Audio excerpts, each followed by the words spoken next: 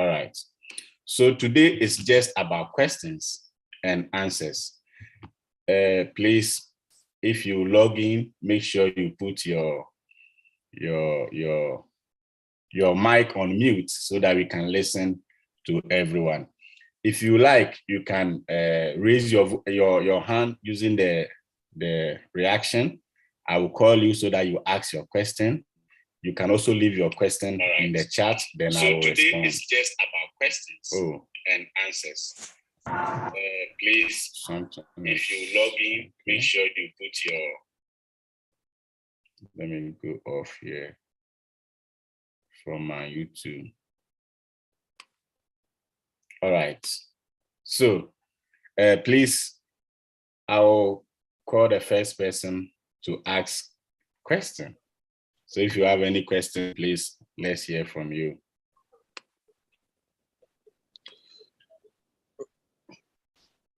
Can I go ahead? Yes, you can go ahead. Okay, my name is Manuel. So I've gotten admission at University of Chicago, and how do you call it? What they sent me is the tuition and other fees. Yeah. So I wrote to them to find out that doesn't mean they didn't give me the indirect cost, that the housing and other bills. And they wrote back telling me that the housing and feeding is dependent on the individual. But I wanted to clarify that doesn't mean on my I-20 there wouldn't be an amount for the living expenses, because I wanted to clarify the direct cost of the tuition and the fees and the amount they'll put for the living expenses, and I've not gotten any answer from them. Okay, Thank you. Yes, so usually on the I-20, the living expenses there is estimated. So for example, your tuition and the other costs with regards to studies are constant. For example, insurance, that is definite. They know that every year your tuition will be 10,000. But for the living expenses, maybe they responded by saying it is individual, because individual's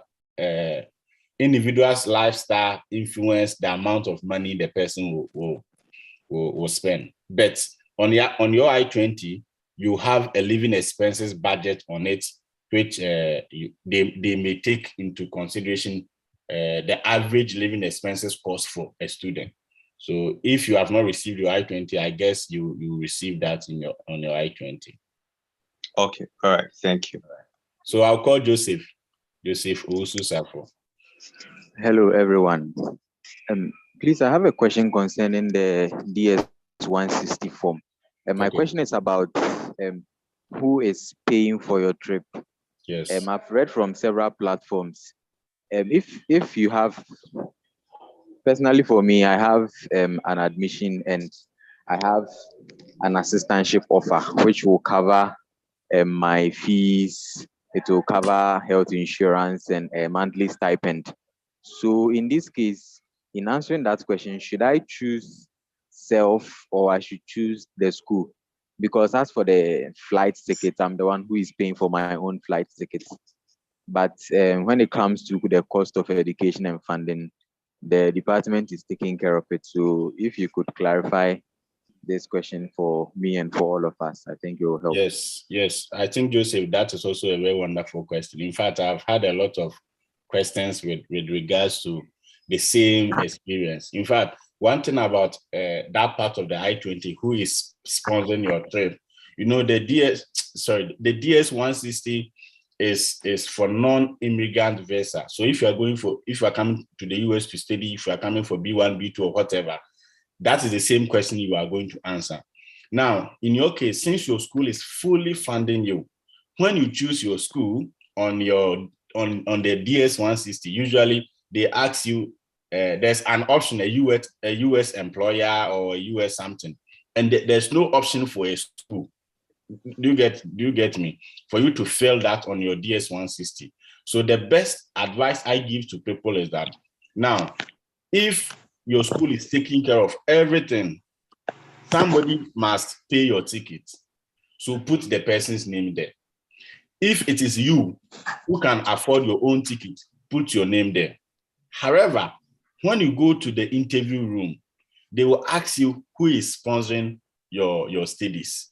And that information is on your I-20 already. So it is there that you are going to explain to the controller that the school is sponsoring everything, but I will pay for my ticket. And this is not going to hurt you at all, because even if you don't establish that you pay for your ticket, the embassy, the consulars know that so far as you have your visa and you have proven that the school is sponsoring you fully, getting a ticket is nothing. It doesn't matter who is paying the ticket. Please, do you get what I mean? So, yes, I get you. The most important thing is if you have fully funded scholarship, and you can on the DS 160, there's a space you can select the school as your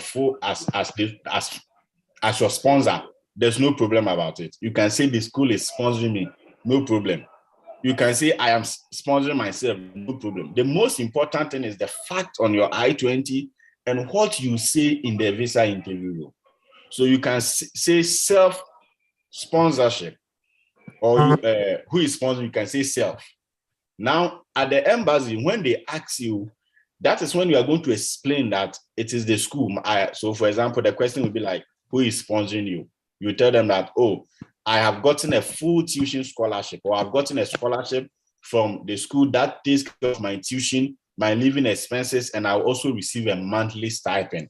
However, I will pay for my own ticket to and from the United States, or my father will pay for my ticket to and from the United States.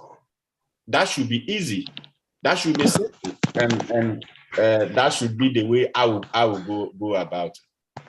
I don't know if anyone also has any suggestion about it. This is a conversation. Most of you are also learning about this process. So, okay, I have one more question. Yes, go ahead. So for someone like me who has an assistantship offer and is covering everything, tuition fees, health insurance, and a monthly stipend, do I still have to go with bank statements? No, you don't have to go with bank statements. For me, I don't think there's a need, because the purpose of funding or showing proof of fund is now taken care of on your I-20. Do you get it? Yes. Because they will only ask for bank statements to show who is sponsoring you. So when you have fully funded, your case is like a PhD student, right? So a PhD student receive full funding, and your funding is from the school. So to prove funding, the school is your source of funds. So the letter, what I would say you should go with as a form of a proof is, let's say, letters you receive from your school about your scholarship. Okay. One thing, let me clarify, and this is for everybody. When you go for the interview, the proving source of funds is not only about bank statement. You don't need only bank statement to prove source of funds. You can use the email your school sent to you about the scholarship you received. You can use a communication between you and the program director stating that the school will offer you a job, the school will offer you housing. Those are all proof of funds. So it is not necessary having a bank statement, because you don't need a bank statement to prove that you can pay for your ticket, or you don't need your father's bank statement to prove that your father can pay for your ticket. The primary purpose of your trip is not the ticket. The primary money in your trip is not the ticket. The primary money you need for your trip is your studies. And the school says, we are going to fund you. We are going to give you money. The school will communicate to you in a form of letters, in a form of, or through your admission letter or something, and you can use that as a proof. You don't need a bank statement if you don't have. Because, Joseph, in your case, did you submit a bank statement for your I-20? No, I did not. Good. So that tells you that you wouldn't need a bank statement to go for the interview. Okay, thank you very much. All right. I will call Dominic. After Dominic, Kwesi, then Adewole, Fabian will also continue. So Dominic, let me hear from you. Oh, okay, Alfred. Thank you very much for the opportunity. 3 days today, I received my I-20 from my school. I'm going to read my master's. I have received the full tuition scholarship but it excludes my fees and my living expenses. Yeah. So on my I-20, usually the I-20s that I've seen, the financial side, we have the left side and the right side. Usually those right side and left side are always the same. But in my case, my tuition fee and my living expenses sums up to $30,000 US. And my full tuition scholarship is also $12,200. So the remaining $17,800 should be the deficit I have to pay. But on my I-20, they have quoted the exact amount that was on my bank statement when I submitted it to them for the I-20. And I sent them an email that usually when it happens like that, the viewers might think that that amount is my deficit. So they should try and do something about it for me. And they said that's how their system works and they can't change anything about it. So I know you have been in this game for a very long time. I'm asking if there has been a case where you have experienced people who have I-20 where the right side exceeds the left side. Yes, Dominic. In fact, a lot of noise. Yes, thank you. In fact, I just even uploaded a video about that on my channel. I don't know if you have seen it, about 4 days ago. In fact, I have seen a lot of people in your situation, and usually that has effect. Because one thing that the bank statement you submitted to the school, is it your bank statement? It's not my personal, it's my father's bank statement. Good. So my father. Yes, the bank statement you submitted to the school is a statement that shows your father's capacity to sponsor you. Your father is not using all the money in the statement to sponsor you. Sure. Using, like I'm saying that, okay, I can sponsor my son, Dominic. This shows that I can sponsor. This is the money I have.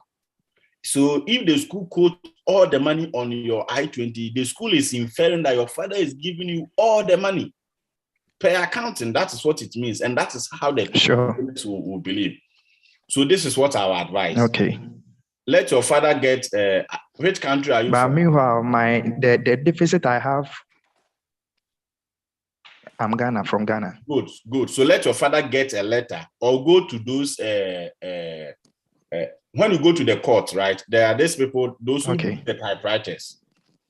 Okay. Go to them and go and do an affidavit. It will cost you around 50 cedis, stating that your father, right, an affidavit that will state your father's name. If you can, after sending me an email, I'll send you a sample. And your father will state that you are his son, he is sponsoring you, and this is the amount he is sponsoring you. Or your father can even write a letter to the school stating that my son has informed me about a possible whatever, blah, blah, blah. But out of the total, for example, $100,000 on my bank statement, I am sponsoring my son, Dominic, with $17,000 towards his studies. And that should apply, or that should be stated on his I-20. One thing is that for everyone's benefit, the I-20 is your personal document. It's a document for you. So you have a say on what should be on the I-20. Because when you come to the US, the I-20 is the official document that you are being known for, right? The I-20 is the official document that you are being known for. So if the I-20 has errors or has problems, it doesn't affect the school, it affects you. So respectfully, you can tell the school to make that correction with the letter from your father stating that this is the amount I'm using to sponsor my son. Please, does that make sense? Very much. Yes, it makes a lot of sense. So I'll send you an email for you to send me a sample of that. Don't go to the interview room with the huge deficit on the I-20, because the consulars are only looking for how much you are going to use to sponsor yourself for a whole year. Yes. You don't care the rest of the years. So it becomes weird when you come to the interview and your total tuition is 17,000, your total expense is 70,000, and you say, okay, I have a sponsorship of 60,000. That is too much. It's above what you need.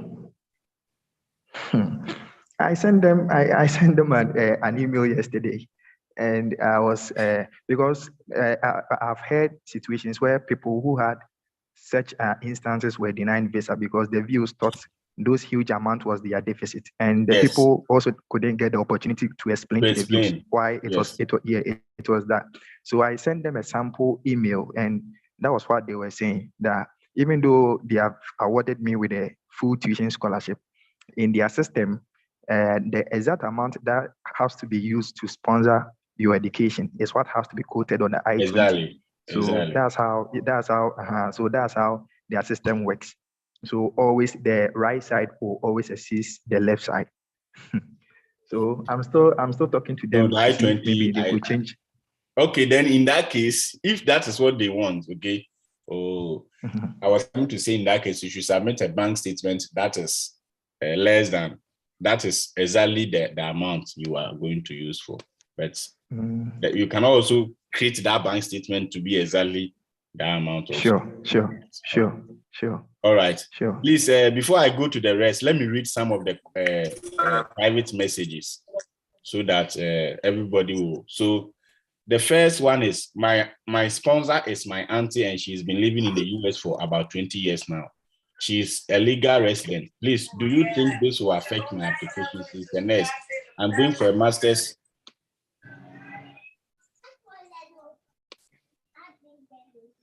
I'm going for a master's program in history. Okay, so somebody in the US can sponsor you. I always say it. That may not affect whoever is sponsoring, whether the person is in US or in your home country, does not matter. What matters is proving why the person is sponsoring you. And also proving how that will connect you back to your home country. So if your sponsor is in abroad, for example, if your auntie is living in the US or has lived in the US, it may be that your auntie has been your sponsor for your school and for your life all this while. But how do you prove to the consular that you will come back after your studies? So you have an additional responsibility to prove that after your studies, because your auntie is here, you will not find your way out. So that is important. You have additional proof to prove that, hey, I'm coming to study, and my studies, after my studies, have nothing to do with my auntie. I will come back to my country to do this, because you are coming for a non-immigrant visa, and they expect you to demonstrate 3 things: that indeed you have intention to come and study, that indeed you have means to sponsor yourself, that indeed after studies you will return. If you don't meet any of these 3 requirements, your visas will be refused. Yeah, of course. It is important that you meet all these 3 requirements. So yes, you are coming to the US. Yes, your auntie is sponsoring you. You have met the first 2 requirements. You have met the first 2 requirements. But have you been, or will you be able to meet the last requirement, which shows that you come back to your own country? That is where you must prove enough ties to your home country, explaining that your sponsorship will not influence you to stay in the US. Please, let me see. Please, how much is the consultation fee? Please, which kind of consultation? Are you talking about coaching, or what are you talking about? Be specific. Please, can you go over the explanation again on the I-20 left side and right? Okay, so what I said is that on the I-20, there's the financial. I was referring to the coaching.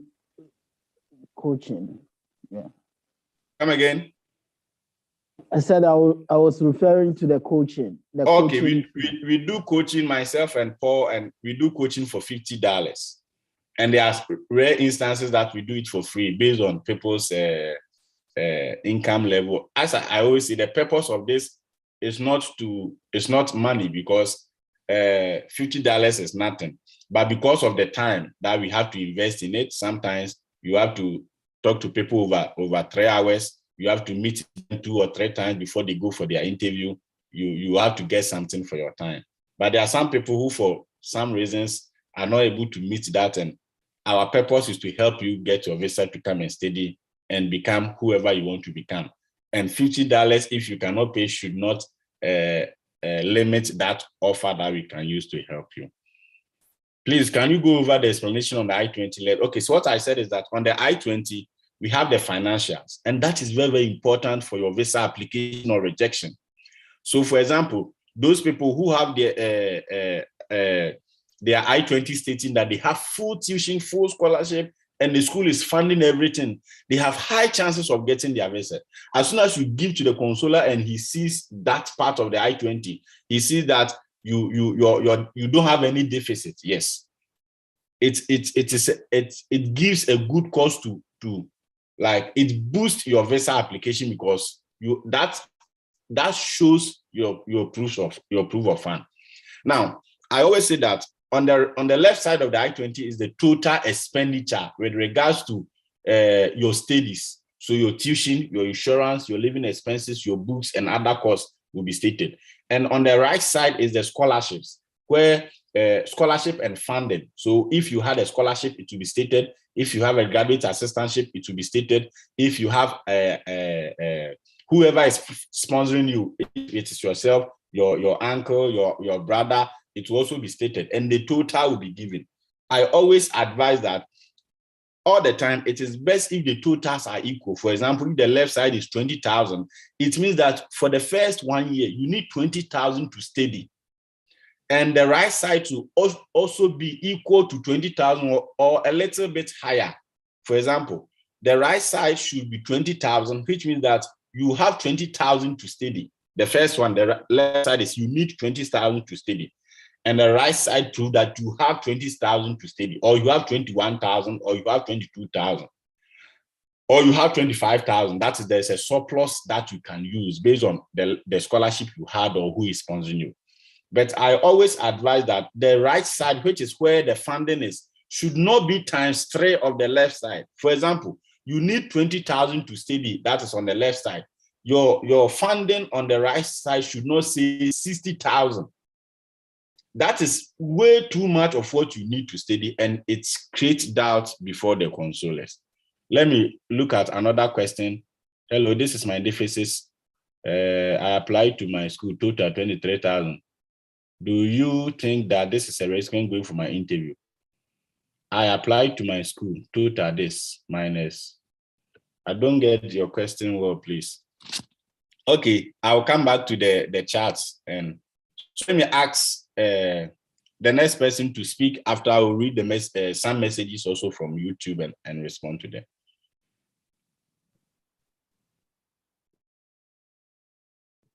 Who was the next person to speak? Is it, yes, Adio Luwa? Yeah, good afternoon. Good afternoon.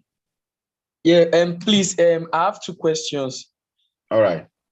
Okay, so the first one is for the work experience. I completed my NYSC in Nigeria, June 2020.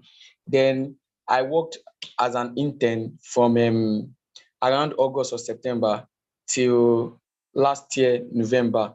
Like, how do I get to fill it on the DS-160 form? How do you, please come again? Like, I finished my NYSC June 2020. Then I got an intern job as an assistant to the chief environmental officer. Yeah. So, and it was a 1-year internship. I finished sometime last year.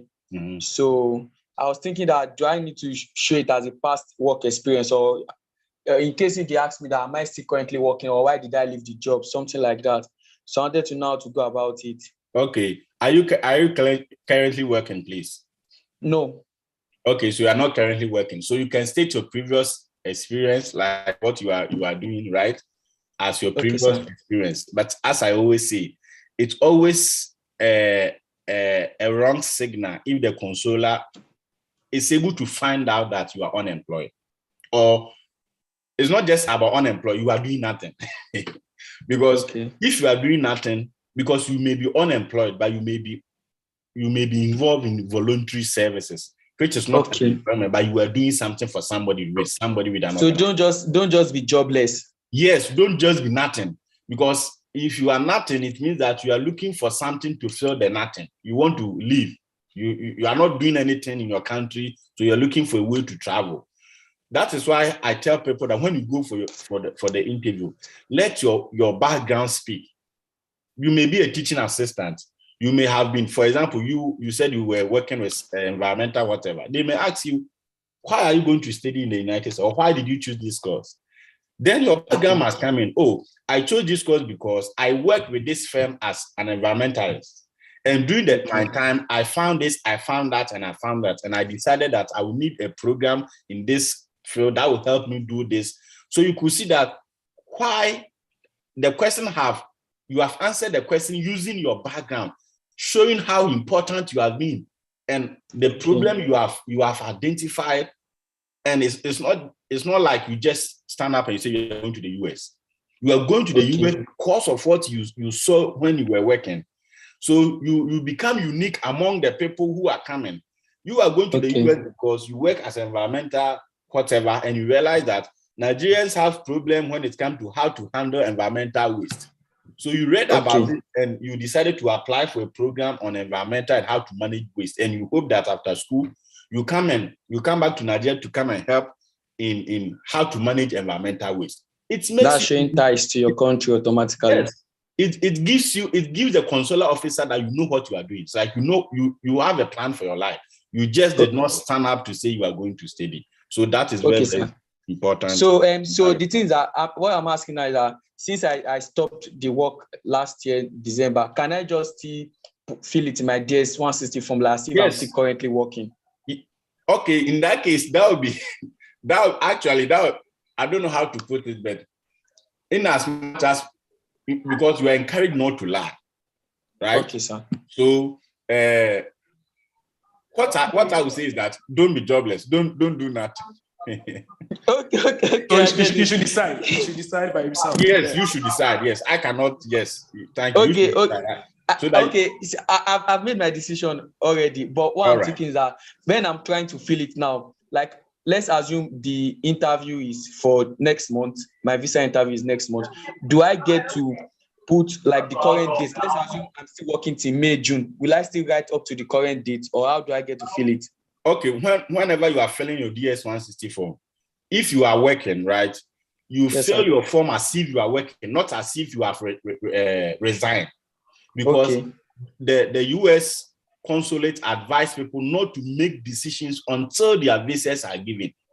You don't go to the interview room creating an impression that you have made decision, you have resigned from your work, you have stopped because you are coming for visa interview. So for the end date, I shouldn't fill anything in the box there. For the end date, is like the end date of job. You can say, like, you can choose. How do I put it? The day he's filling the forms, they can use a date there. Yes. Thank you, Nathan. Yeah, you can use that same date you are filling the form to be the end date. It's more in that sense. Yeah. Okay, sir. So and the second have the opportunity to also add previous work experience, like previous places you have worked. You also have that opportunity. Okay, sir. So the second question is on the school website, when I applied, when I got my acceptance letter, the congratulations, you have been admitted.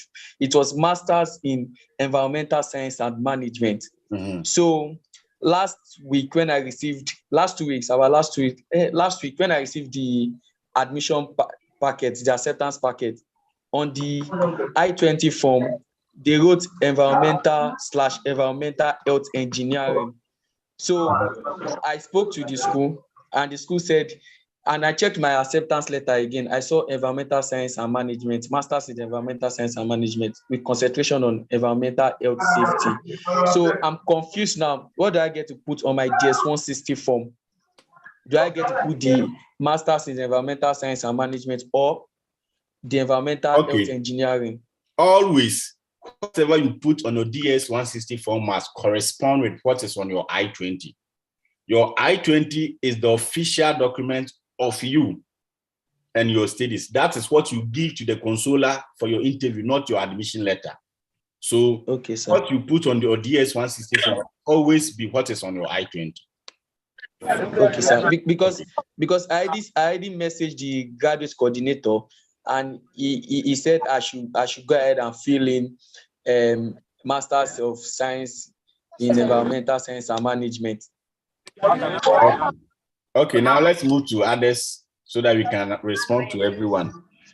Please let me respond to some of the messages on YouTube quickly. I mean, Empower Finance is paying for the cost of my attendance in the US. How do I prove my return to my home country? So, return to your home country is not just about who is sponsoring you. It's about your academic goal, why you are going to. So, when you are talking about return to your home country, ask yourself, why do I need this course? How will this course better me as a person? And how will this course make me fit into my society? So you can always link your return, or for me, when I was coming, I linked my return to my academic goal, what I want to do in life, what I want to achieve in life. As I said, for visa interview, for getting your visa, you need to provide 3 things. 1, indeed you are coming to study. 2, indeed you have the strength to sponsor yourself. Empower is sponsoring you with loan. Yes, it is acceptable. And 3, you need to prove that you will return. So these things are not mutually exclusive. You can use your academic goal. Somebody can use his academic goal to prove the reason why he will come back to his country. Somebody can use his sponsor to prove the reason why he will return to his country. So there's no just one way about it. Somebody can use his family. His parents are aged. He's the only family. Somebody is in the royal family. For example, he qualified to be a king. So because of that, he's going to study. He will return back to become a king. That is what will bring him back to his country. So there's not just one way about approaching that. In terms of ties back to your home country, ask yourself, what is unique about me? Why am I going to pursue this course? And why will I come back? Because I'm come to do this or I'm come to do that. Everyone has his own way of approaching that. Please, can you all mute for me? So, somebody's on my I-20, the program stated is public administration, but when I was admitted, so as I said, state what is on your I-20 at the embassy and on your DS-160 form. Okay, all right. Please, who was the next person?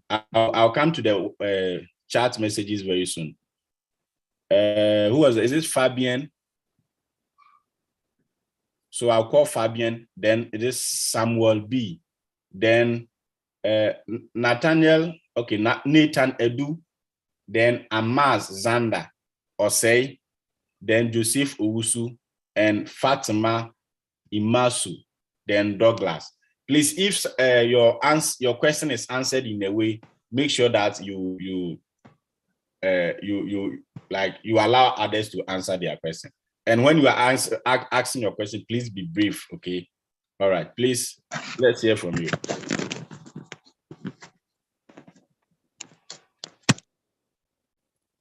If Fabian is not ready, Samuel, you can go ahead. Hello, Alfred, can you hear me? Yes, I can hear you. Okay, good afternoon, and then thank you for the opportunity. Okay, let me mention something.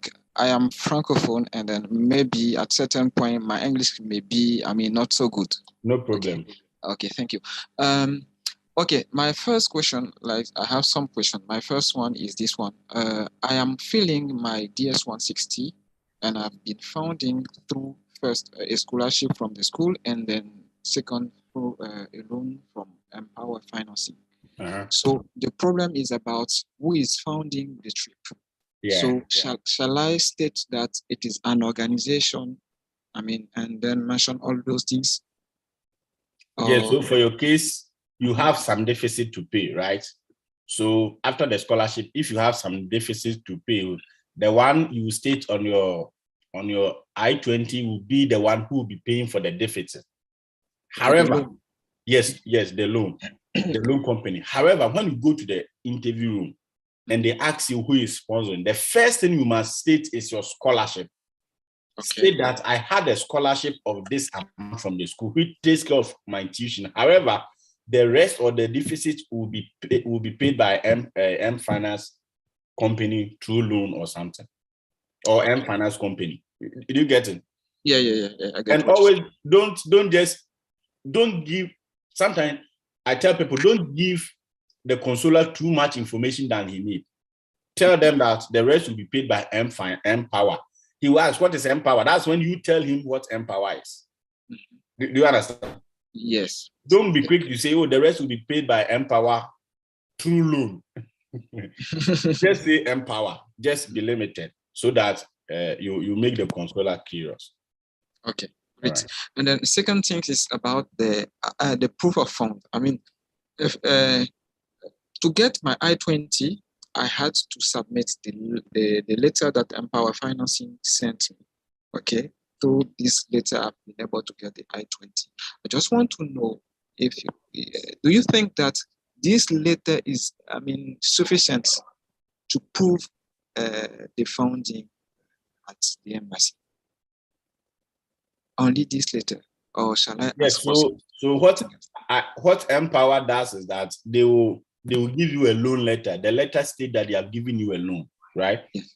Yes. And Empower, I've not read much about them, but it's a big organization, I guess, which has it's a big organization that is able to sponsor people through loan. In that case, they don't need a bank statement for you. Empower cannot give you their bank statement. They only have to give you a letter. It's like when your government says we are sponsoring you, the government can only give you a letter because the government is a credible institution enough to give a letter, and the letter is binding on the government. So whatever letter Empower gives to you is binding on them to sponsor you. As I said in the first one, you don't need just I-20. So you don't need a bank statement only to prove your means of funds. Letters are means to prove funds. Sometimes even receipts can be a means of proving funds. Maybe you have made some payments to the school. Receipt can also be a means of finance. All right. Okay. Then the last question. Okay. Yeah, the last one is about. I'm going for a master in finance program. Okay. Mm-hmm. And then before going for that, I've been able to finish a master program. So do you think do we think that having already a master degree and going for the same master degree, let's say the same kind of program, may be a problem for the. Is your first master's in finance? And no, the first one was in corporate finance, and the second one, I mean, the one for what I'm going is supposed to be in the investment industry and fintech, all those things. So the first one was corporate finance, and this one is in investment, right? Yes. So in that case, if that comes up, you might be able to explain why you need the two masters. For example, you are working currently as a finance officer with a bank or with an entity. And for the past, let's say 5 months or something, you have been in charge of investment portfolios. And you realize that you need insight, you need understanding about investment. The issue is that finance also has to do with some kind of, when you do finance, you do some investment courses, right? So you have, what about, the other thing is that what about not telling the consular that you have another master's? That is also an option. You decide how the interview should go. If you want them to ask you questions about your other masters, you decide. So on your DS 160 form, there's an option to state your school records or what you are doing. Yes, your school records, the kind of education you have been in. In that case, you can decide to not bring the masters. But if you bring it, you must be willing to explain why you need it. And sometimes you have to sit down, brainstorm, and know the components, what makes up these two courses. Okay. And why though you have masters in finance, you still need the MBA, because you don't want to create an impression for the consular to think that you are just using a school to come to the US, because yes, you must establish that indeed you are a student and you need the program. Okay, so I'll go to Samuel. Thank you. Okay. After Samuel, I'll read the chat in the page, right? The chat question. Chat, yes, I mean the chat, yeah. Yes, Samuel. Actually, I got admitted into Clark University last year spring. So I started the school last year. I've made payment of some of the fees. I've started classes already. Mm-hmm. Yeah, but unfortunately, I've got denied twice. Mm. And the questions that they asked me, have you been denied Canadian visa before? I told them yes, are you married? I tell them no. Do you have a no? And that's all. I was denied. So the second interview, the consular asked me what has changed from your previous application, and I told him actually I didn't know what went wrong, but I think I didn't answer my questions correctly. And he asked me who is sponsoring me. I said it, and am I married? And I said no, and I was denied the second time. And actually, I got 30% scholarship on my I-20, and I've gotten Empower to sponsor me 33,000, and I have zero fund for my personal fund. So I was thinking, due to me having the zero fund, that is why they were denying me. Okay, I think the issue it's not because of your personal funds. The first interview that you went, the question about Canada and have you applied to Canada will be a factor, because US and Canada share information. In fact, when you go to the US embassy and you have already applied to Canada before, the US consular have access to the reason why the Canadian officer denied you. So when she asks you or he asks you, have you been denied in Canada before? The answer should not just remain yes, but you should have explained that yes, I applied to Canada and I was denied because of this or whatever. And explain why you are going to US, because you have, and how long was it when you were denied in Canada? If it was about 2-3 years. Oh, then that was a long time ago. So that should not be a problem for you if you are going to the US. But I think that the basis of the denial will still be the three things that I talked about. They don't believe that even if you are coming to study, they don't believe that you return. That is why the question was, are you married? Are you married? In all the cases, they are trying to establish your ties back home. So it is a little bit tricky. The purpose for your denial is not because you don't have personal funds. Many people like myself didn't have personal funds when we were going for the interview. And in my first interview, I was also denied. I didn't have personal fund. In my second interview, I didn't have personal fund, but I was able to get the interview, whatever. Now, and to many of you, when you have a first rejection, at this time, because of the backlog and because of the number of people going for the interview, the consulars do not pay a lot of attention to people who have already been denied. Even it shows in that the ability to apply for expedited appointment. There are some countries, if you have been denied the past 6 months or 1 year, you can't get expedited because they think you are not important. So when you get the opportunity, if you have been denied and you get the opportunity, the first question, you must use the first question to change the mindset of the consular, because he has access to your previous denial and the reason. It is not easy for them to overturn their friend's denial unless you give a very good reason. And in our cases, sometimes we don't know the reasons why we were denied. So it takes a lot of brainstorming and a lot of practice to know how to change, your first question, how to convince the consular that your previous denial was in an error. So when you go and they ask you, for example, what has changed in your application, it may be that nothing has changed, but it is always better to answer in a way that will change the mindset of the consular, not making him believe that nothing has changed. So you for example, when they ask you what has changed, you can tell them that the first time you came for the interview, you couldn't express yourself well, and I think you said it. And you couldn't express yourself well on why you are going to study in the US. It is not just enough to say the first time I came, I couldn't express myself well or I couldn't answer my questions well. No, give reason. The first time I came, I couldn't express myself well on who is sponsoring me. I couldn't express myself well on why I'm studying in the US, or I couldn't express myself well when it comes to my ties to home country. But now I am coming to explain why I'm going to the United States. Then he will say, okay, so tell me why. That will help your case.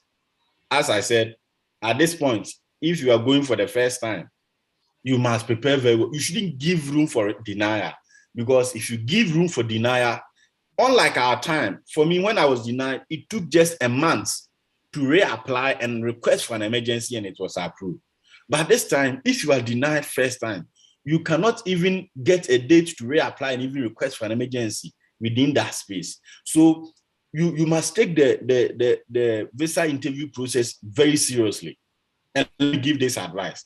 There are some people, I tell you, maybe you have not gotten a date, you have gotten a good offer, you have gotten admission, but you didn't get good scholarship. I tell you, sometimes it is okay to be patient.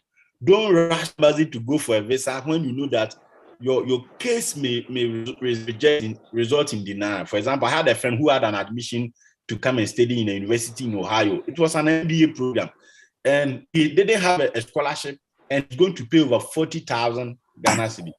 He contacted me, and I was like, you are my friend. I wish you would come to US, but I think not this time. When you go to the embassy, you'll be denied, because MBA is an expensive program. 40,000. Why will you raise 40,000 dollars from Ghana to come and study MBA in US, which is not a research program? So I would advise that don't pursue this program. Let's prepare to apply for another program and apply well and get a good scholarship and prepare for next year. Let me tell you, it helps to be patient than to rush the embassy and go and get a scratch with denial. If it were to be before 2019, it wouldn't be a problem. But now getting a date is difficult. And the embassy are bringing a lot of strict rules that give limited access to people who have already been denied. So if you have not been denied, you have a lot of time to be patient to go about the process. And if you have been denied, even though you have limited time, you still have options. Because I know people who, although have been denied, they went last week. One of my friends went last week. He was denied somewhere, I think in January. He went last week and he had his visa. Based on the case that you go. Please let me read some of the questions of the answers here. So of the questions in the chat box. Hi, Alfred, this is my deficit and this is my sponsorship statement. So the total is 23,000. I've seen two. Do you think that is? Please, can you speak? Is it Uber? Because I've seen two totals. Is it that one total is for the expenses and the other total is for the revenue side? Is it that the 23,000 total is for the left side and the 72 is for the right side? If the 72 is for the right side.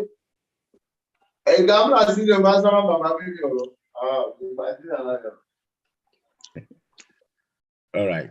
If the 72 is for the right side, as I said, I think it is too much to state. Please, I am pursuing bachelor's degree and my uncle gave me sponsorship statement of 122,000, 100K, and the other gave me. Please, do I need to get a new statement for the visa interview? Because likely to go for the interview in July, and they gave me. So when you go for your visa interview, they expect that the bank statement should not be 1 month old, at least 1 month old, and the bank statement should be 3 months statement. So if your bank statement, even if it is 2 months old, 3 months, but it shouldn't go beyond 3 months old. For example, you are going for your interview in June, and your bank statement was issued in February.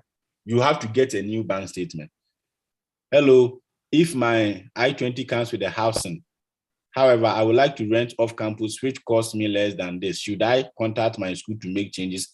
Whatever cost on the I-20 is an estimate. You don't need to contact your school. It's just an estimate. Until you enjoy the benefits, you are not going to pay. Like the tuition, until you start classes, you enroll, you are not going to pay. So if your I-20 money is 22,000, and you get to campus and you get a campus house. And you get to campus and you get a campus house. You get to campus and you get a campus house, and that will pay less. That shouldn't be a problem at all. The school will only state an estimate, so they can't change it for you. It's just budget, so budgeted, and the actual when you come to school may be different. Hello, my mentor is stated on my I-20 as sponsor. However, there's no strong relationship between us. He just helped me with the account to get this deficit. Kindly help me with possible relationship I can use it. In fact, if you said it's your uncle, it's your mentor, and you don't have any relationship, you should be the best way to be able to establish a relationship. Some of these things are personal and it's difficult to make recommendation because the person, you must establish why the person is sponsoring you. Also, those of us who just paid our MVIP in Ivory Coast, there are no dates for non-residents. Do you think dates will be available or they cease for? Oh, I think that is the issue now in Ivory Coast. A lot of people have trooped into Ivory Coast and the place is also true.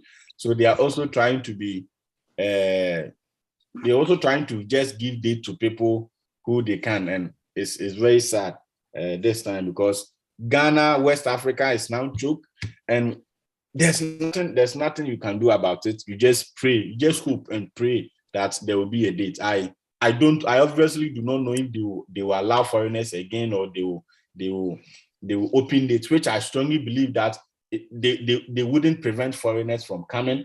But what's now is the date they have, the capacity is being filled, and they are giving priority to Ivorians than nationals coming later. I was initially refused under B1, B2. How can I overcome? And I did a video on how you can overcome on your distance. Please check on that. I'll come back to the chat question. Let me see YouTube so that on my end, I've stated public address. Okay. Please, as you are saying, but my program is way different on my I-20 and I've answered that. I'm applying to community college. Please, after my course, accounting, will I get a visa? How will I get the visa? How do I show the relationship? I Alfred, my kid brother got his visa approved today and will be processed. Can the consular still deny? If your visa is approved, they won't deny it. If it is denied, it's denied. And when it is approved, unless you have a very big criminal record that will show up sometimes. If it is approved, it is approved. Okay. Also, I have a close relatives in the US. Should I mention it during the application? If your parent is in the US, you can't lie about it. They are your parent. You can't lie about it, right? You have to mention. Please, if your case back home must you prove an interview providing your ties back? Okay, I think the questions here are okay for now. Is it Amaz Zanda? Please, can you go ahead?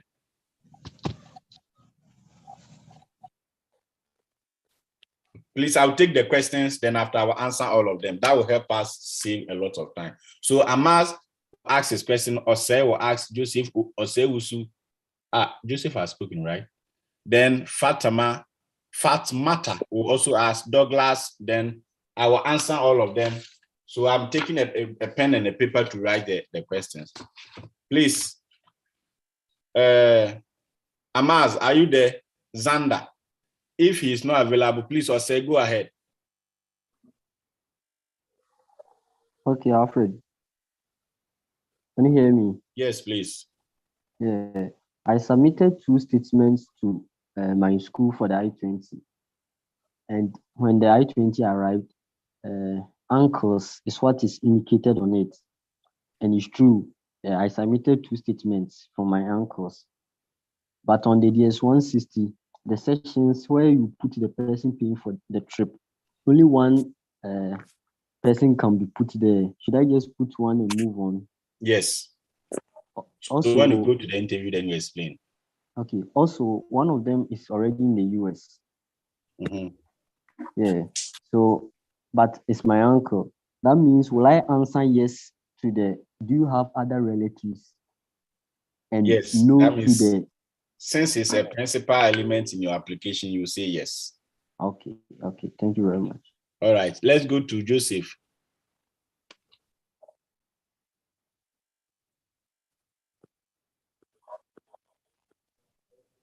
Okay, if Joseph is not there, Fatimata, can you go ahead? Hello. Hello.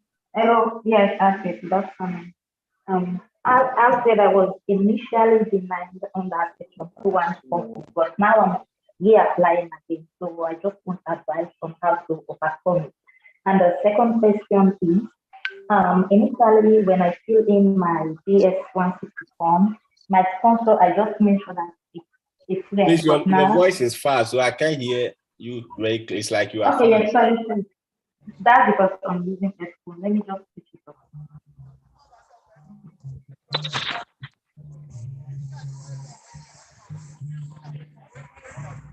Are you getting me now? Yes, yes, now it is clear. Good. Are you getting me now? Yes. Hello?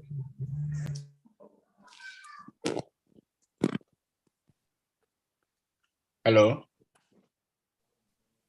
Hello? Yes, I can hear you, please.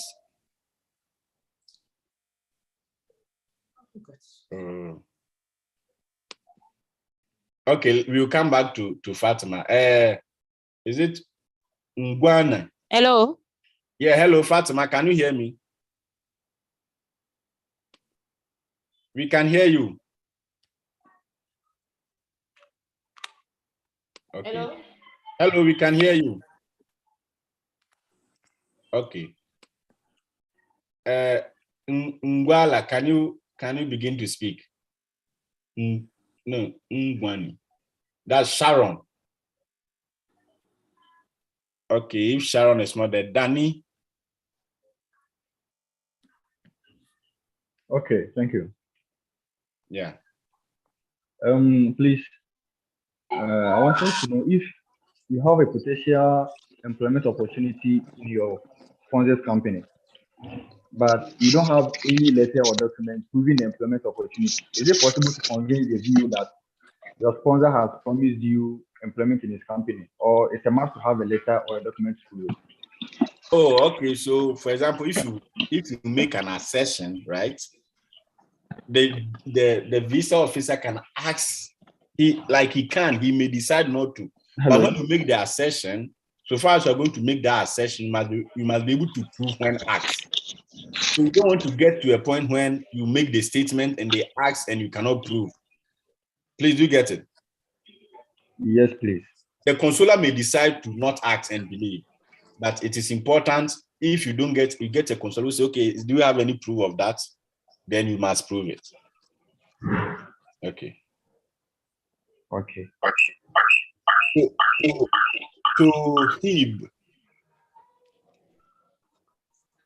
Tohib, am I right? Okay, if Tohib is not there, Kelvin. Wagba Kelvin. Hello, Alfred. Hello, yes, sir. Thank you for this very good opportunity. Is this visa thing? It's really my first time. My first time. So in my bank statement, can I put my sponsor's bank statement? Come again. In my bank statement, can I put my sponsor's bank statement? In your bank statement? Yeah. Can I bring my sponsor's bank statement? Hey. No. I'm confused. Maybe can you ask the question again? You said, can you bring your sponsor's bank statement to the embassy? Yes. Yes, you can bring your sponsor's bank statement. Okay, that's good. Okay. Sammy, go ahead. Hello, can you hear me? Yes. Okay, my question goes thus. In a situation where one has a blood relative in the US and he has a legal permanent residence, and his purpose of getting his green card is he got married after he went for his master's program in the United States. So my question now is it advisable for me to tell the visa officer how he got his green card, or should I deny how he got it or something? What relationship do you have with the person? He's my blood relative, my brother, elder brother. Your brother? Yeah. Okay, so that would, and he is sponsoring you, right? No, he's not the one sponsoring me. My father will be the one sponsoring me. Oh, okay. So yes, you may choose that on the DS-160, since he's your brother, you cannot deny about it. And you may choose that on the DS-160, but until asked, you don't bring him in.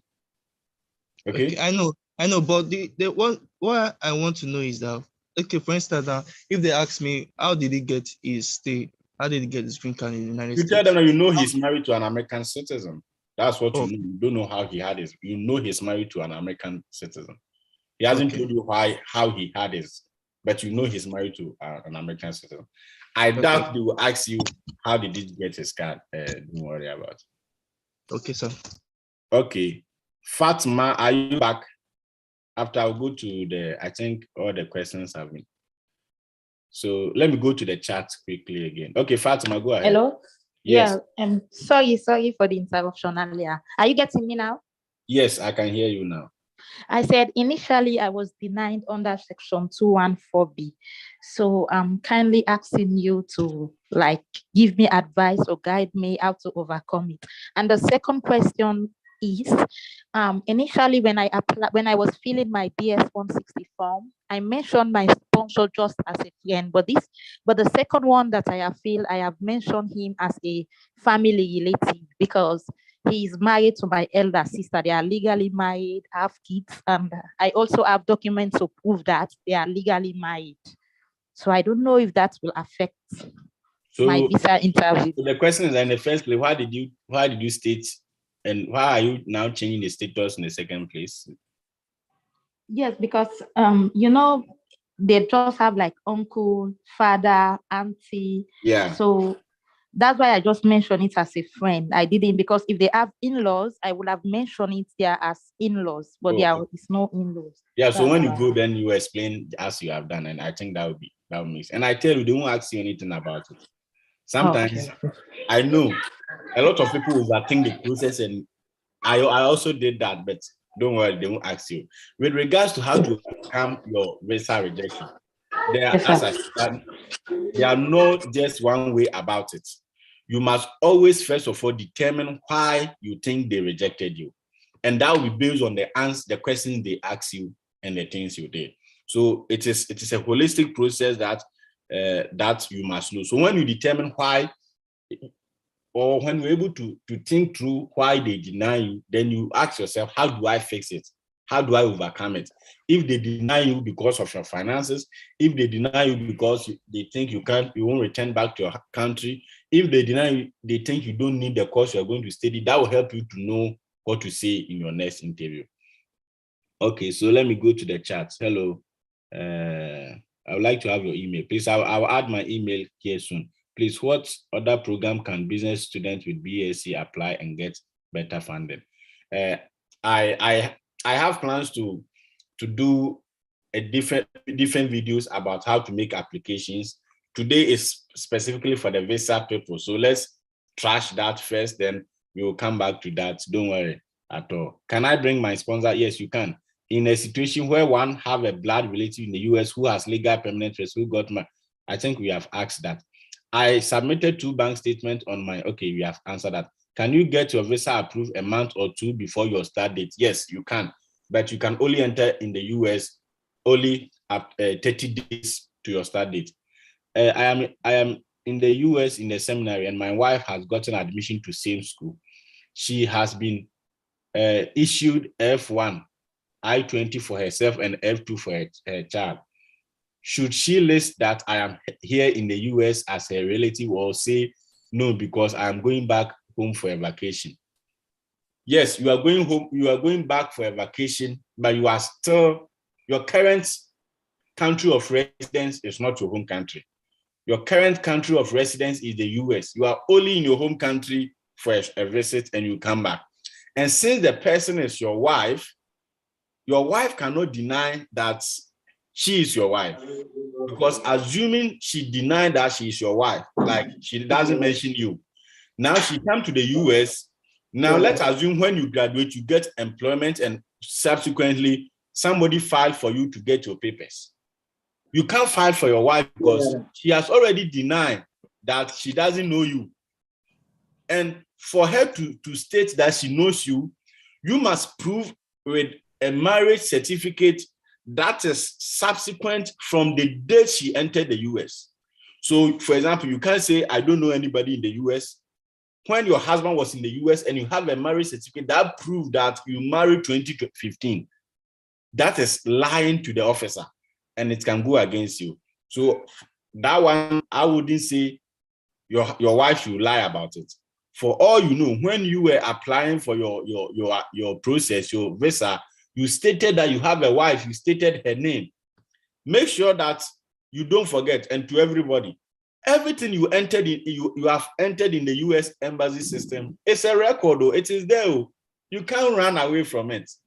So make sure that whatever you enter in your visa application document are things that will not come back to hurt you in future. It is important. So whilst you are thinking about the short term now, make sure you think about the long term issue.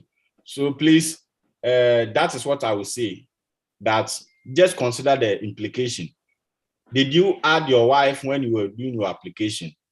Have you mentioned her name in your application one way or the other somewhere?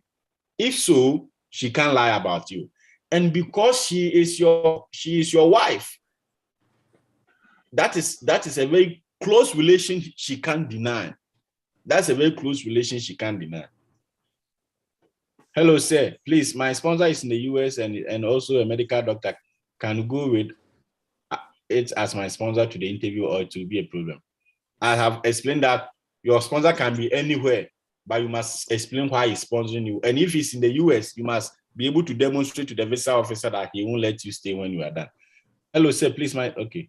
What are the chances of getting visa approved with admission at a state university with fully funded Ph.D? But I have a history of visa. No, 4 years ago, you have about 98%, 99% chance of being approved if you are coming to pursue a fully funded PhD program. That is the highest research. You know, before you get you are admitted into a PhD program, it takes a lot of effort. So the consulate are aware of that effort. So people with PhD applications have higher chances of getting their visas because of the level of their studies. That does not mean that you shouldn't prove that indeed you are coming to study, indeed you have the funding, you have all this, and if you prove that after studies, you return. So you have a high chance of getting. Even though you have been refused B1, B2, it won't affect you at all. Also, I have been to Europe and won an award for my research. Should I state that? Yes, you should state that in your interview. That yes, I am going to study in this school because I chose this school because I'm going to study in this school because I was studying here and I won an award and my supervisor recommended me, or the school reached out to me after I won the award.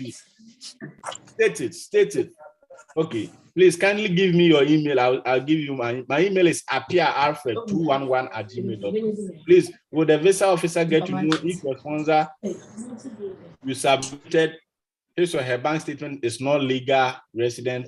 Yes, if your person is not legal resident, somebody is living illegally here, the person cannot sponsor you, let me tell you, because it will not create only a problem for you, to create a problem for the person. My elder brother is a US citizen by naturalization and he's my sponsor. Yes, he can sponsor you, but you must prove that you won't overstay when you come. Please, how may I have a private assistant? Please reach out to me. If you're on the WhatsApp, on the Telegram page, you can reach out to me privately. Hello, sir. Please, my sponsor is a citizen. I'll answer that. A lot of messages are coming. I was rejected J1 visa about a decade ago in Ghana, but I'm now living and working in South Africa. I intend to apply from here. Is that going to? No, it's not going to be an issue. Rejection beyond 5 years cannot show in their system. They won't, so don't worry about it. The third country visa application makes it difficult for consular to trust. Yes, it depends on the country. For example, if you are in Ghana and you had a visa to travel to the UK for a visit and you want to go for your interview, the mere fact that you have even been able to get a visa to UK gives you an advantage to get a US visa. Or the mere fact that you have gotten a Canada visa, it depends on the third country where you are going for your interview. Hello, Alfred. I have some peculiar details I would like to discuss with you. How may I join you, please? All right, Fabian. I'll type my email in the chat box very soon. I applied for a tourist visa with my family earlier this year and paid the visa fee. The date of the interview is this. Now I am applying for F1 to study. My record open to them. Okay. I applied a tourist visa with my family and paid the visa with the date. So since you haven't gone for the interview, they won't have any record. Until you go for the interview for your B1, B2 visa, they will not have any record. The record will only be on their system, which is not known to the embassy. This is how it works.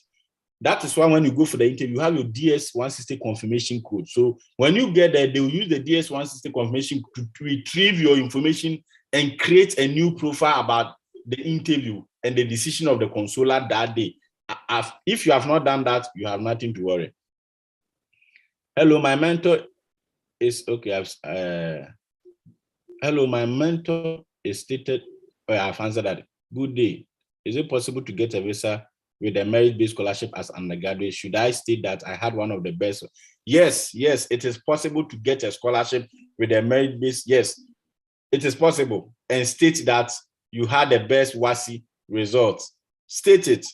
Anything that advance you, state it. Can I private discuss you? Hello, I recently sent bank statement from my employer for this. I had a graduate assistance and tuition waiver for. I have my statement fall short of the total estimated expenses by the school. My employer too be granting me a steady leave with pay. Do I stand the chance of getting I-20 and visa, despite the fact that my bank statement is less than the estimated expenses?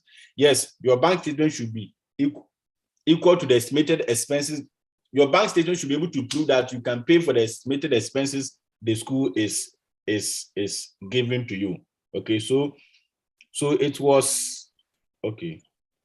I think I have responded to all the messages here, and almost everyone has spoken.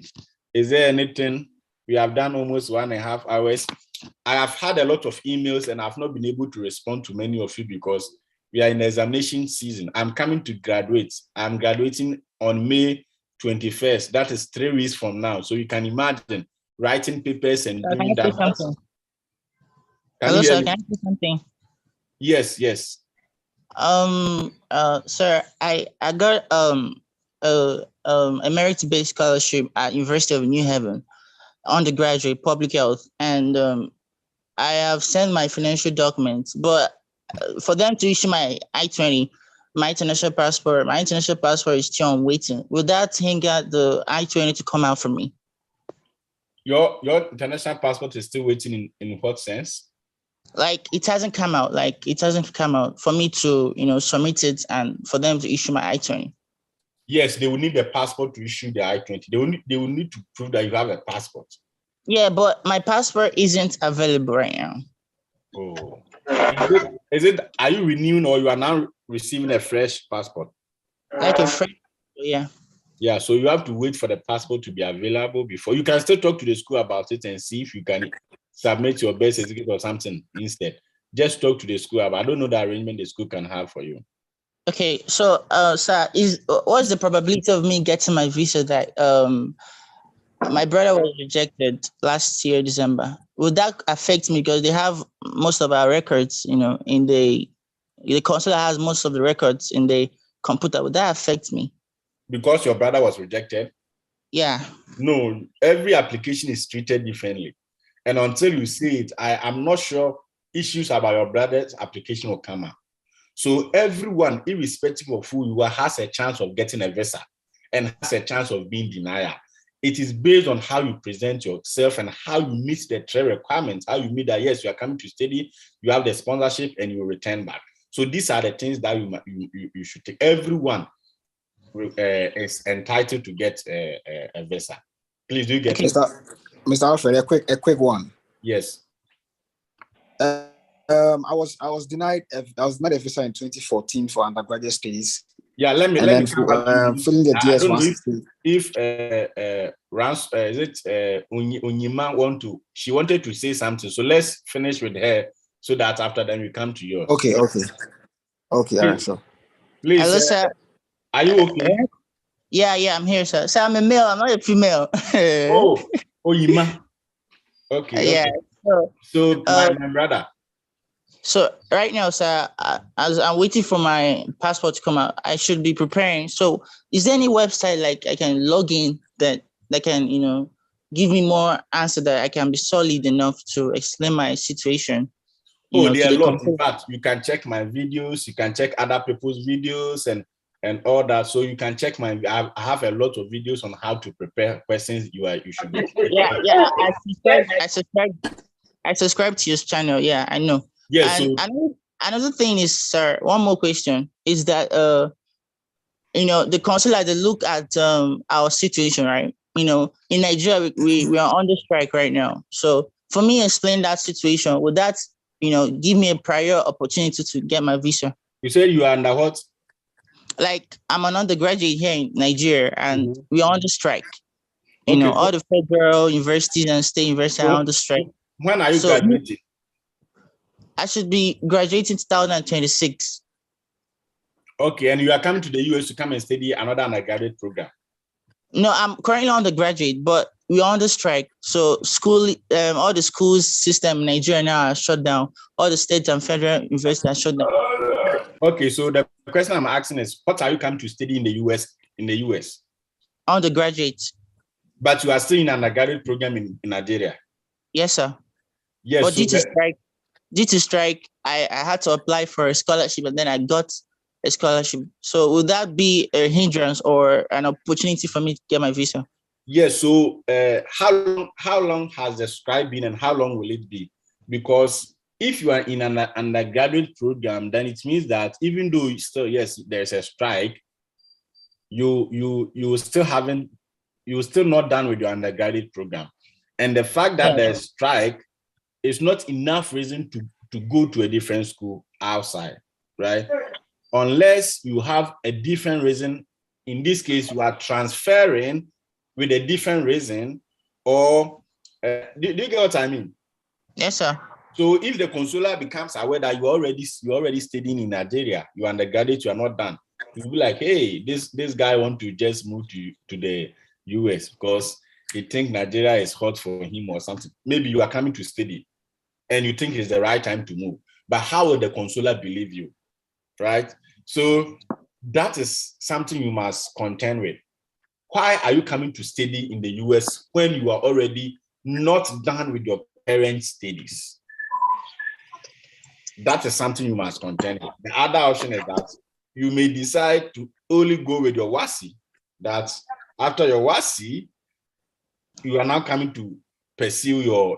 Okay, that's right. I shouldn't have. I won't tell them that I've already gotten admission to university, right? Yes, if you go to that route, that is more or less you are lying, right? And they don't want you to lie, so you have to take full responsibility for that and see how that goes for you. But I'm giving you all the options that if the consular is aware that you are in school, he's asking why you are going to another school, why you are transferring, why you are leaving. You must have. Yes, I have 1,000 reasons for that, because good.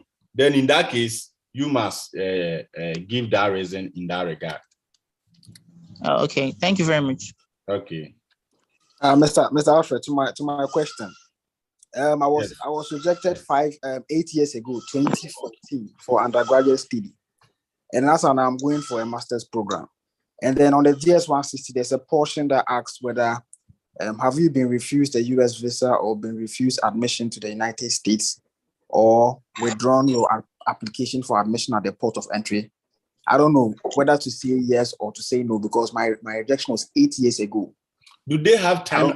I've forgotten, but I think usually they had time. That have you been refused in the last 3 years or 6 years? No, there was no time on this particular one. It was on the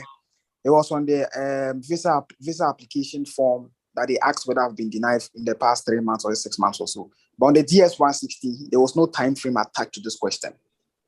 So I don't know precisely the kind of answer to give for it. And we were denied 8 years ago. 8 years ago, 2014, July 2014. And that was for undergraduate studies. Undergraduate studies, but I'm going for a master's. I finished my undergrad in Ghana. I'm married in Ghana, have kids in Ghana, and I'm going for my master's program in the US. When you select yes, they will ask for the date and details, then you put it there. when I selected yes, they didn't ask for this. They only asked me to explain briefly. Oh. Yes. Okay. So explain briefly, then you can say you were denied in 2014 for an undergraduate studies. That's all. Okay. I think it's what you just said is exactly what I indicated there. And I just want to be sure that it doesn't cause problems for me. Yes. I don't want a situation where you say no, but obviously you have been denied before. Yes. Entry into the US, so you cannot lie about it. Since your last name has not changed, your date of birth has not changed. As soon as they enter it, information will pop up. Okay. All right, sure. Thank you very much. Okay, let me read them some messages. Good day, Alfred. Having 3 brothers in the US, is that a red flag for denial? Well, having 3 brothers shows that you have a lot of your family in the US. Your case will be treated differently, but yes, you must explain and prove why or how you will not overstay your ties back home. That is important. What questions to expect on the B2 visa interview? This is for F1 visa, but for B2, you are expecting the purpose of travel. Why are you going to travel? Who is sponsoring you? And all that. My daughter is 16 years old. Will I follow her for interview since she is underage? Usually, is it 14 years old? I think yes, follow her to the interview. When you get to the security check, the security people will let you know. But I'm not sure. It is when the person is 14 years old, the person is considered a minor. But when she's 16 years old, yes, she's still considered a minor, but she will be asked some questions. But if she were to be 14 years old, below 14 years, you will answer the question for her. But she's 16, so I guess they will still ask her some questions, but your presence will be needed because she's still considered a minor since she's under 21 years old. Okay. My email,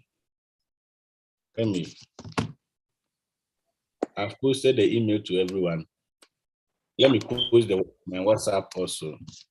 My WhatsApp number. I still use my Ghana number, so please, any question? Yeah. Is Alfred? I have a question. Please go ahead. Okay. Sorry, I had a little problems for a while. My hand was long. Before I even come to my 2 questions, there was a question you answered, and just for clarity, maybe somebody will benefit from that. It had to do with a certain gentleman who had full scholarship, and he was asking if he should present a bank statement. I think the response you give to him was it wouldn't be necessary since the school didn't demand for that before issuing the I-20. But then, in a case if maybe the person is married, don't you think maybe at the point of interview they might ask how are you going to take care of your family back home, and the bank is necessary? That is just what I was thinking about. So I raise it out. Maybe there might be some 1 or 2 comment on that for clarity's sake before I even ask 2 questions. Yeah. So in that case, then you explain what your wife is doing. You tell them that my wife is currently working here and her income will be able to take care of the family, and we also have some family savings. Yes, then a bank statement comes in. But the issue is that the embassy is not interested in how you are going to take care of your family. They are interested in how you are going to sponsor your studies. Their focus is on the trip to the US, but not what happened behind. But you have brought a very good option that sometimes you get a crazy consular who will be interested in something. So if you have your bank statement, it doesn't hurt to go with it. If you have your father's bank statement, it doesn't hurt to go with it. Though it may not be too important, but it doesn't hurt to go with it. Thank you, sir. So my 2 questions. The first one is, with my story, I'm now working on my story. And in fact, if I look back to see the first interview I went, like I was saying last time, it was a complete joke because I was so unprepared. But now I have to go with something. And in the course of the story preparation, I've come to realize maybe there'll be a need for a certain document along the line somewhere I might be asked for. But I don't know what exactly that should be. So I'm asking, if my father happens to have a church and also a company, what specific document can I carry along to prove ownership in case they ask for that. Okay. That is my, yeah. Okay, so usually if your father has a company, for company is the company registration and company certificate. And you know, the company always renew its membership to the government every year to get the registration, right? Yeah. And as a company, you may have tax returns and all that. Those things may be needed. And as a church, I don't know if it is a one-man church. Church is also registered with assembly or something. There's an issue of that. You can use the land that the church is occupying and all that. But I always tell people that some of this, are you in Ghana? Yes, I'm in Ghana. Some of these things will not matter in the Ghanaian embassy. Okay. Because at the embassy in Ghana, they are not so much interested in the documents you show. They're interested in what you tell them. They believe or disbelieve what you tell them. Okay. And because of the number of people, a lot of people going for the interview, they don't have time to be checking all these documents. They want to know you have a story. They want to know really you are coming to study and who are you? Who are you? You just didn't stand up to go and study. Something prompted your studies. You have a substantial amount to sponsor yourself and you can prove it. Prove it not with a bank statement or something, but prove it by the explanation you give.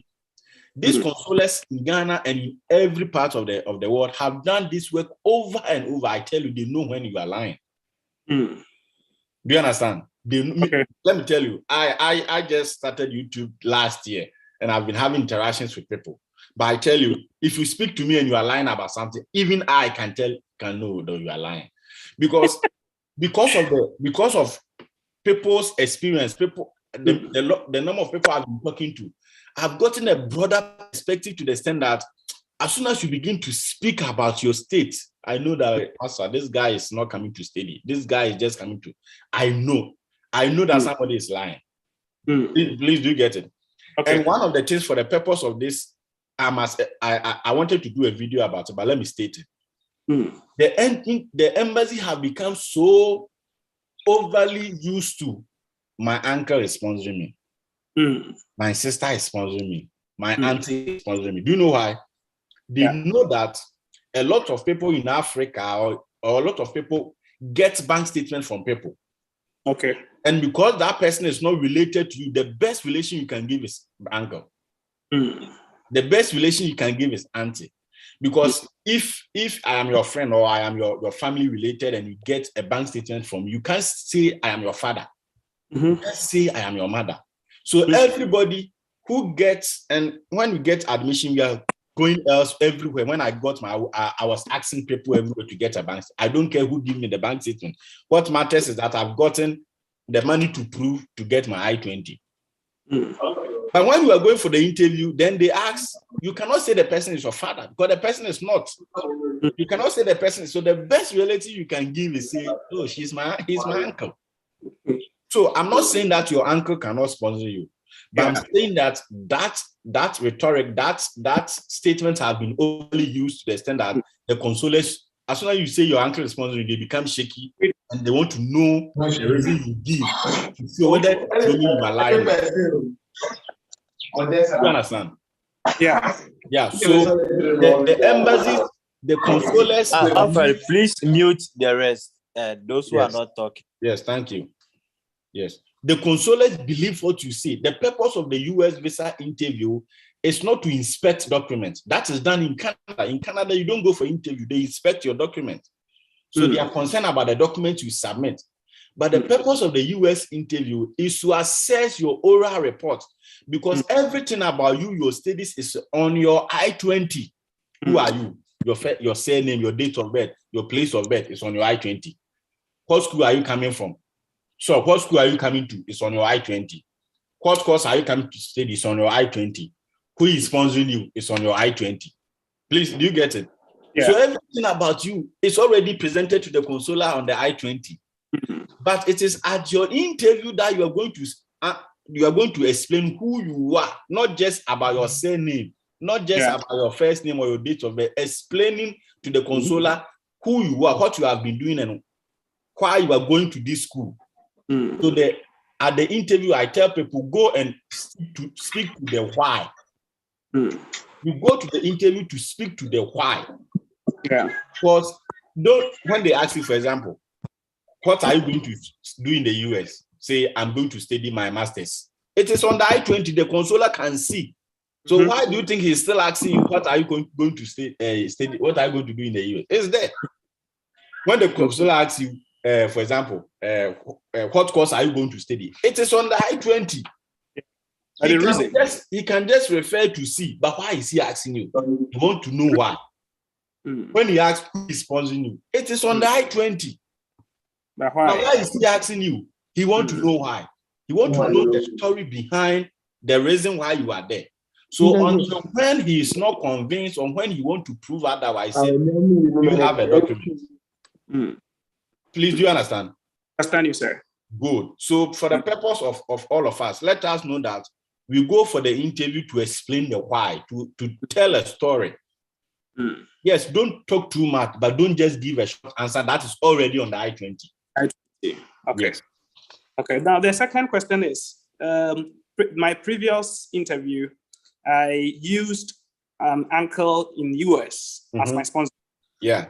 And having gone through a lot of preparation, trying to convince them on that wouldn't be very strong on my behalf here. So right now, that is a way to sponsor.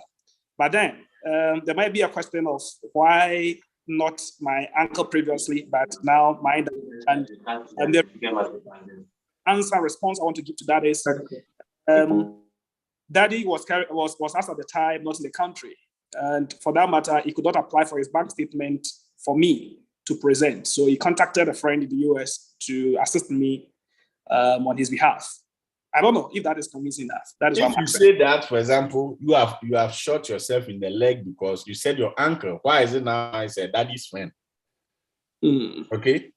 Yes, but with our Ghanaian system here, it's like your mommy's friend is also an auntie. Your daddy's friend, mostly we call them uncles. So yeah. So you see why I'm saying that the consulates are now suspicious when you use your uncle, because yes, your daddy friend, your maybe uncle, but why will your daddy's friend spend $20,000 for your studies? Dollars? Because daddy will refund back when he reports back to the country.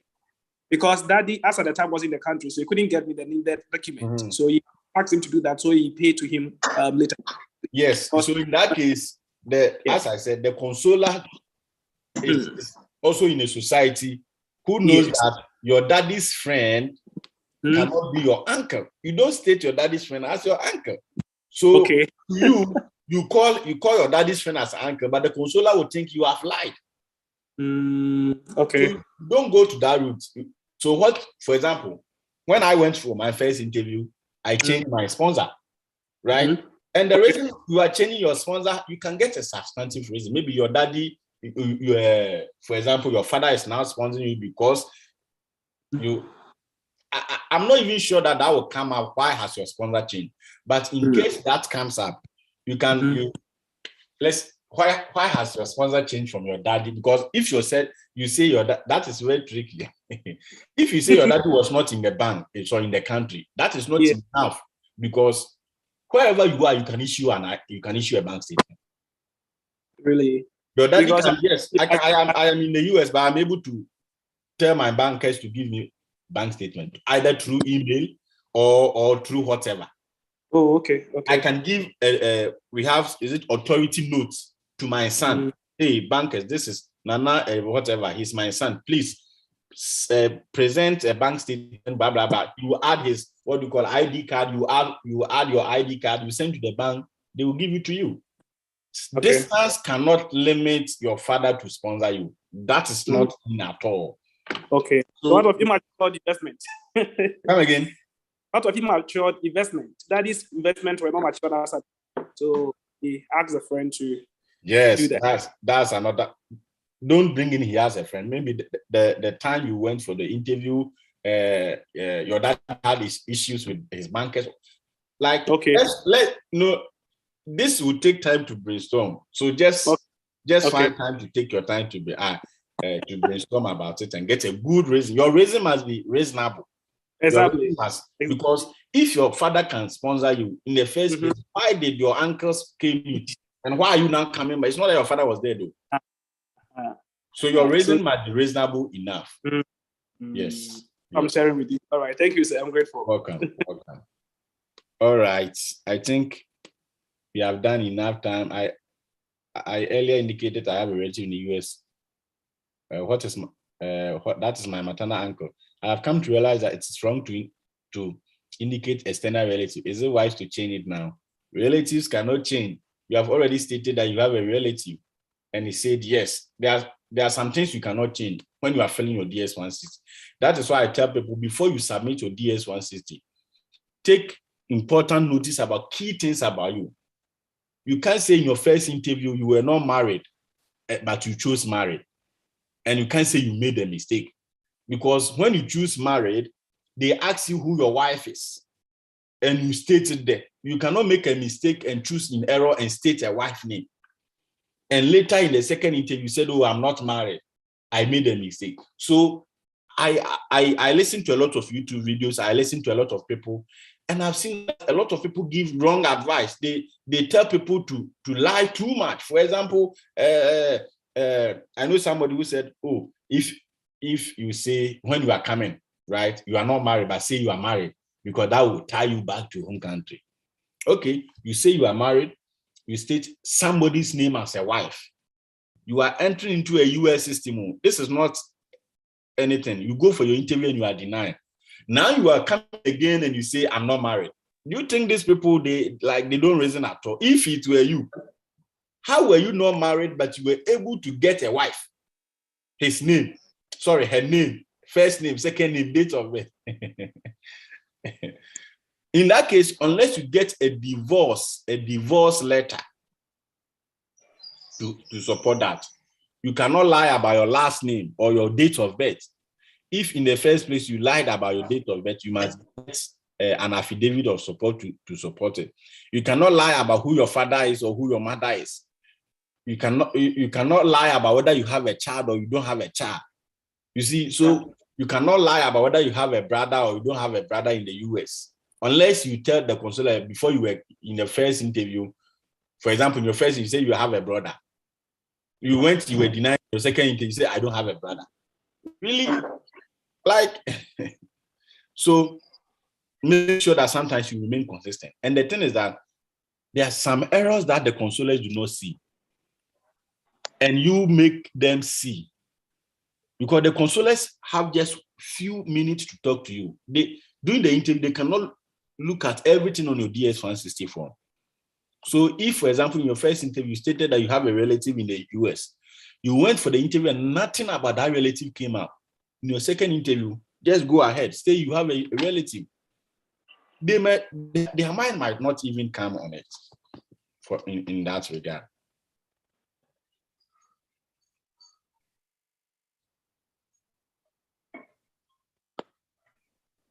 Please, any question? Yes, the question. Hello, Alfred. Hello, Alfred. Yes. Hello. Alfred, yeah, I have a question. My question is, you said when they ask you a question about something that is on the DS-160, so maybe I put my sponsor there as my uncle, and they ask you who is sponsoring you, and you say my uncle. It's just a simple question, but you say you have to explain further. Meanwhile, they don't ask you why. Yes, so why would you continue to explain further? Yeah, because there are a lot of people there, right? They won't ask you why. They expect you to tell them what they should know. Because who is sponsoring you, right? Who is sponsoring you is on your I-20. Your uncle is on your I-20. So the consular, if the consular want to know who is sponsoring, you should just refer to the I-20. So yes, who is sponsoring you? My uncle, who is this, is sponsoring me to go and study in order to come back to come and help him in his business. Or who is sponsoring you? I'm currently working with my uncle as a management assistant, and my uncle wants me to further my studies in finance in order to take care of the finance department of his NGO, of his company. That makes sense because on the I-20, your uncle is there. Why is he sponsoring you? So as I said, in the interview room, when you go to the consulars, when you go for US interview, the law says that not guilty until proven guilty. But when you go to the US interview, it is guilty until proven not guilty. It is opposite. As soon as you go, they know you are a potential immigrant. That's what the law states. I consider every F1, B1, consider them to be a potential immigrant. That means when they come, they won't return. So you have to go and prove to the consular that you are not guilty of that law. So you are going to present your case. You don't expect the consular to help you present your case. You help the consular to understand you. He's not interested in you. He's not interested in whether you are coming or whether he give you the visa. He doesn't care.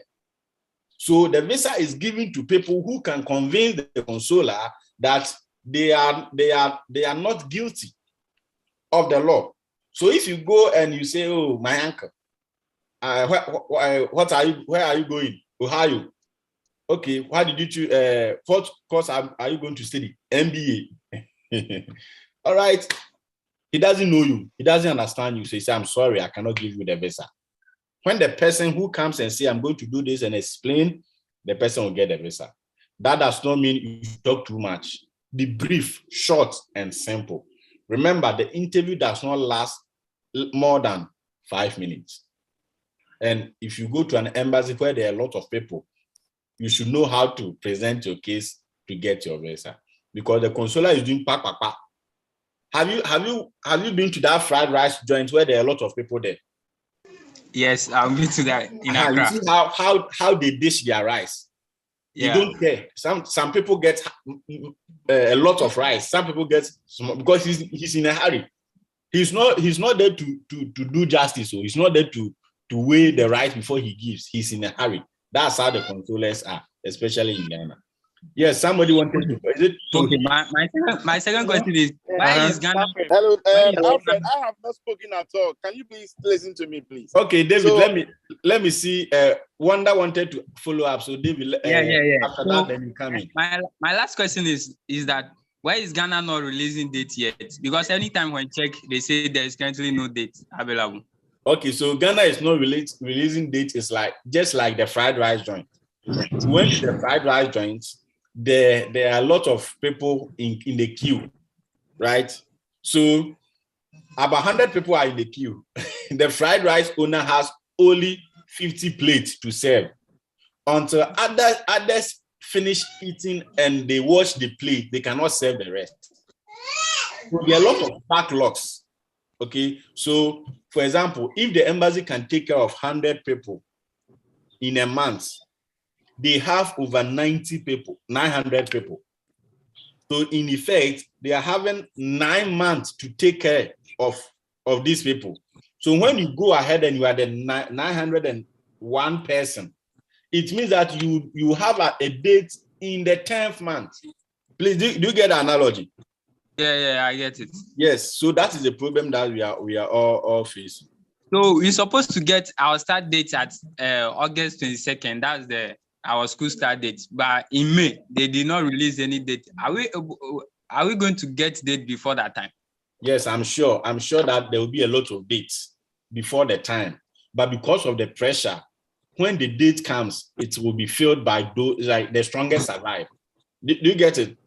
Okay. Because assuming today they release 15 dates, I tell you, within 3 minutes it will be full. It doesn't mean they don't have dates. They have dates, but the dates have been filled. So we are just hoping and praying for grace that we get appointment. Yeah, David. Okay. Thank you very much. Hello, Alfred. Yes. Yes, Alfred. Thank you so much for everything. I'm currently driving, but I can still speak. Now, I have a start date of 29th of August. Yeah. Okay. Now, I have filled my application through Abidjan. And my first appointment, so I paid for the MRV and all that. My first appointment was, my scheduled appointment initially was 24th of October. And about 2 weeks after, I was able to reschedule it to 14th of September. That was the earliest date I could get. Now, there are two things here. I don't know how many times I can reschedule my appointment. And then also, if I'm thinking about requesting for an emergency appointment date, it means that I have to wait till, let's say, around 29th of June, which would give me that's 60 days of opportunity to request for that emergency appointment day. Yeah. Do you understand my question? Yes. Yeah. So I mean, basically, what I wanted to find out is so means that for now I just have to keep my fingers crossed, or I still have an opportunity to reschedule another date again if I open and I realize that they have a more closer date, because I've already rescheduled one more. I mean, apart from the first initial date I did, I've just rescheduled once. Go. So if you can reschedule one more, you can go into the system and check if there's a favorable date to reschedule. If there's no favorable date, you still have your chance to reschedule. But if you are looking for emergency, as you said, you can wait for 60 days. Or you can also apply for the emergency now. That is a risk. In fact, for me, all the people I have applied for emergency for in Abidjan, in fact, we never considered the 60 days. But they approved anyway. But I'm not saying the people agreed that we should take the risk. I asked them and they agreed that we should take the risk, and we applied and they got it. So assuming they didn't get, it was their own decision to I understand that very well. Good. I understand that. Good. So, but the risk is that when I request for an emergency date and then I'm denied the opportunity to have it approved, it means that I cannot request for an emergency date again. I only have to wait for the date that I have actually been able to schedule. Is that it? Or you cancel the current date and pay for a new MRV and reschedule, go through the process to reschedule to get another emergency. Which is not sorry, say that again. Say what you just said. Either when you request for an emergency and you are not approved, right? You don't have the chance to request emergency again. Yes. So either you wait for your appointed time to go for your interview, or you pay for a new MRV and cancel what is there and reschedule and get a different date and get another opportunity to request for emergency. Wow. And that is cost, unnecessary cost. Yes. So for now, what I would say is that utilize the reschedule option, the last option that you have, and you can wait for your 60 days to apply for the emergency. One thing about Abidjan is one thing about Abidjan I know is that when you request for emergency and it is approved, you obviously get a date before your start date. So even if it is within the 60 days, don't worry. If you request emergency, it will be approved and you get a date within that. Yeah. Hello, Alfred. Hello, Alfred. Secondly, I wanted to find out. Please, can I also talk? Ima, I will come back to Ima. Let me just find out this. The service is very important. Now, I'm having issues paying for the service fee from Ghana. Is there any help? You have to get somebody in US to pay for you. You understand? Wow. Yes. I get it. Yes. Okay. All right. Hello, Alfred. Ima, before I come to let Tohib talk, then Ima, you come in. Okay. Alfred, what about me? Yeah, good evening. Yes, good evening. Ima, please, after Tohib, then you talk. Questions to ask about. Recently, I live in Togo, and I also school at Togo. I'm a Ghanaian. But I attended my senior high school and senior high school over here. And when it's time for, it's a Ghana school that is established here, we do Ghana system and the rest. Yeah. Then when it's time for examination, we have an affiliated school at Ghana that we do write the exam with. So that is how I got to have my NOVDEC and my WASI results as well. So I used those results to apply to a community college at the US and I was admitted. Are you getting me? So now I wanted to schedule for an appointment over here, but the problem is that the Togolese are only giving the Togolese or a resident, somebody that has a permanent residence in the country, which I don't have. Yeah. And I've decided to apply at Cote d'Ivoire. But right now, I just finished the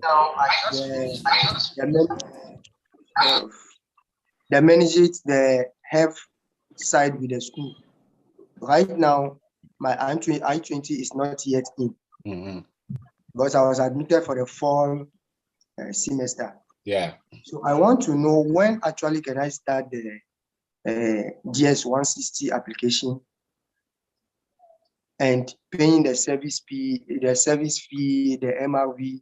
I want to know how it goes because right now I've not started anything like that, but I have a profile with the Embassy.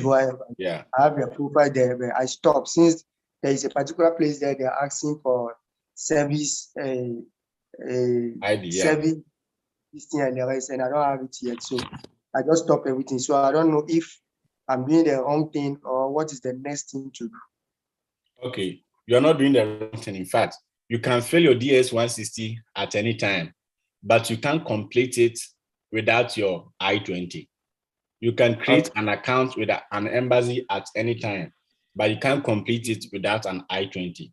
You can't pay for your visa fee without the I-20. You need the I-20 to do all that.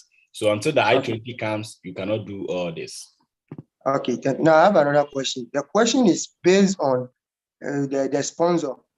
Now, for instance, I have a godfather to sponsor me because unfortunately, though I completed in 2014, due to financial constraint, I wasn't able to further the education because my parents were poor and I was trying to gather some money and continue my education abroad. That was my plan. But recently, unfortunately for me, my father had an accident, and that leads to his death. Then the man involved in the accident decided to sponsor my education, just to compensate the family in a way because he asked what I want. Then I told him this is what I wish, apart from the work I do. So I don't know if that man can sponsor me. The person is a Ghanaian. The person is a Togolese. But now that I want to book the appointment at Cote d'Ivoire, proving the tie back home, do I have to use somebody that is at Cote d'Ivoire or this thing to prove, or I can still use my godfather's property and the rest to prove to them at the embassy over there that I have a tie back home? Yeah, so as I said, proving ties back home can take so many forms. You can use your sponsor, you can use your academic goal, you can use your interest, you can use a property, you can use whatever. So you have to decide what to be the best way to prove. And it's not just about what you think would be the best way, but it is about how the consular will be convinced. That is the general issue about the visa interview. I know many people, when you talk to them, they have a good story. But when they are telling their story, they forget how they will present their story for the consular to believe. It is okay to have a good story, but will the consular believe you? That is always the extra miles that you have to go. So what about the godfather that I said is sponsoring me? If I should explain that due to accident and the rest, he decided because the person doesn't even have a child. Yes. The person is old. So yes, you can explain. You can explain that your godfather is doing this, but the issue is that how would the consular believe? And whether the consular believe or not, I may not be able to determine. And in Africa, in Ghana, in Cote d'Ivoire and other, because the embassy have, or because there are a lot of high rate of overstay in the US. Yeah. The consulars do not believe us even when we are telling them the truth, because many of our brothers and sisters who came have either overstayed or have abused their stay. So they always think that many of us, when we come, we overstay or we abuse our stay. So even though we are telling them my godfather is sponsoring me, sometimes they may believe, they may not believe. But as I said, present it in a way that will convince or be convincing to them. So I hope for the godfather side, they won't ask for any document that prove that he decided to sponsor you and the rest. Oh, they will need a bank statement or letters or something. No, he's having a bank statement, but I'm sure they won't ask that. What is the evidence, the proof that shows that you had an accident with your dad and he decided to sponsor your Oh education? no, they are not going to ask that. That is just an extreme. They are not going to ask for proof of Okay. due So diligence. generally, if I can understand your explanation now, I should wait for my I-20 to be in. Yes. Then I can proceed. Yes, yes. Because yeah. I'm afraid of the date too. Everybody is saying there's no date, there's no date. If I didn't start early, can I get? You can't do anything without the I-20, irrespective of what the dates are. You can't do anything with that. With the I-20 is what you need to do anything. Okay, yeah. Okay, I see. Because I should start school by. Yeah. Ima, Yes, please, I have a question for you. Hello. Yes. Hello. Francis, I'll come back to you, right? So let me hear from Ima. So yes, I have two questions quickly. Yeah, firstly, on the you said you are not encouraging us to lie. I was denied in Germany last December for spring 2022. So in my previous DS-160, I stated I have masters from Germany. So, but I'm now going for a second master's, and this time around, I'll be applying from my home country, which is Africa. So, to be safe, though, yes, doing a second master's degree, I just need to have a good story.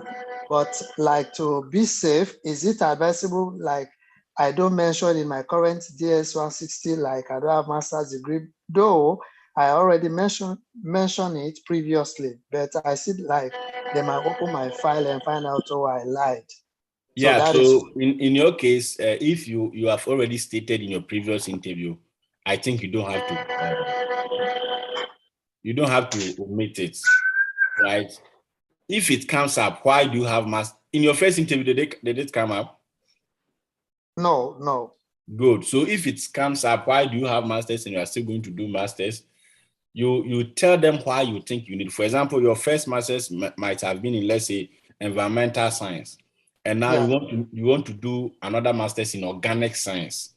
And it may be because doing your first masters, doing your research, your research was into organic science, like environmental science and its relation with organic science. And you realize after that, that okay, let me put it straight. My first master was in global health, and my second master's now is in environmental engineering.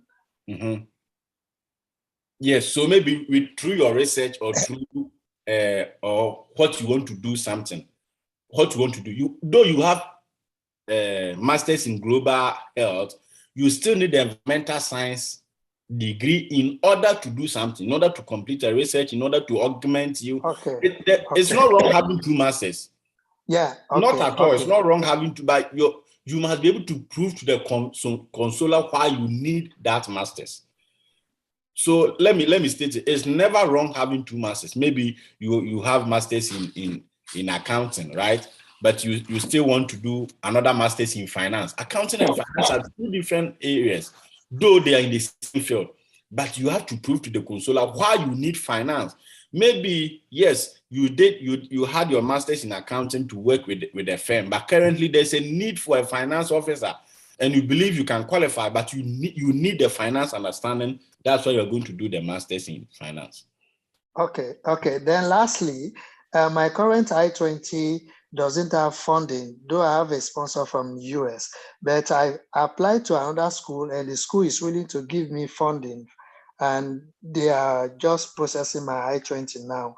But looking at difficulties in getting dates, somebody told me, okay, I can go ahead, book appointment later when I got my new I-20, I can update it. But I'm looking at maybe the system might. So is that one assured? Yes, you might again. Sorry? Come again. Let's. My current I-20 doesn't have funding, but I applied to another school, which is they are willing to give me funding, and they are currently processing my I-20. So I'm saying, can I use my current I-20 to book appointment?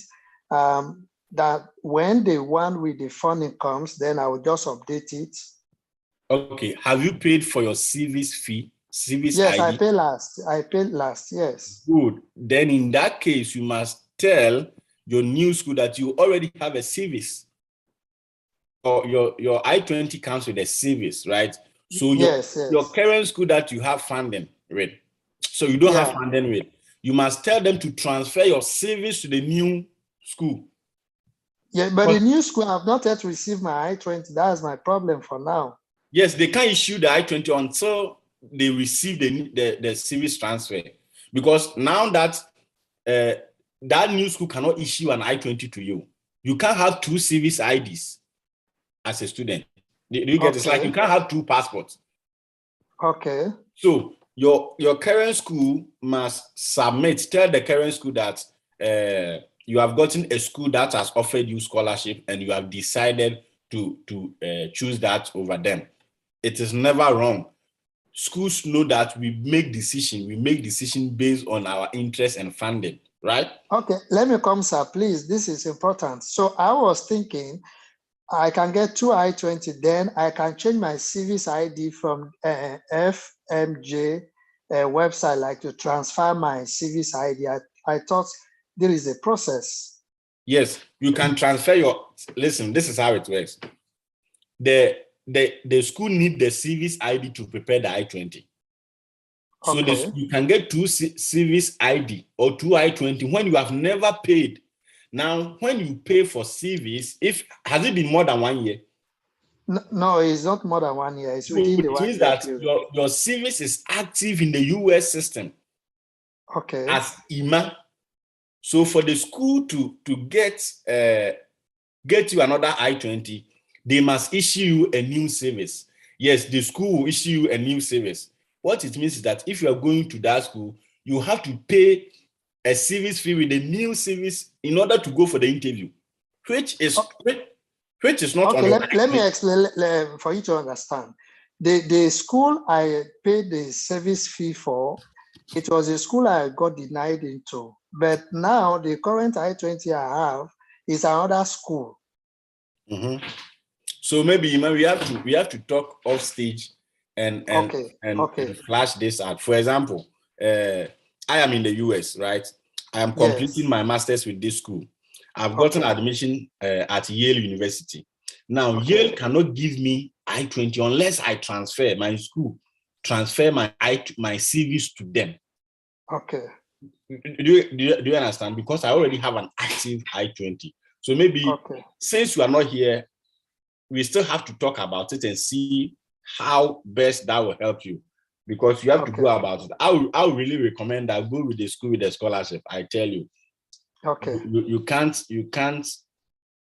go, like, you can't do anything more than that. If one school gives you scholarship, one school does not give you a scholarship, you don't have to think twice unless you have too much to pay.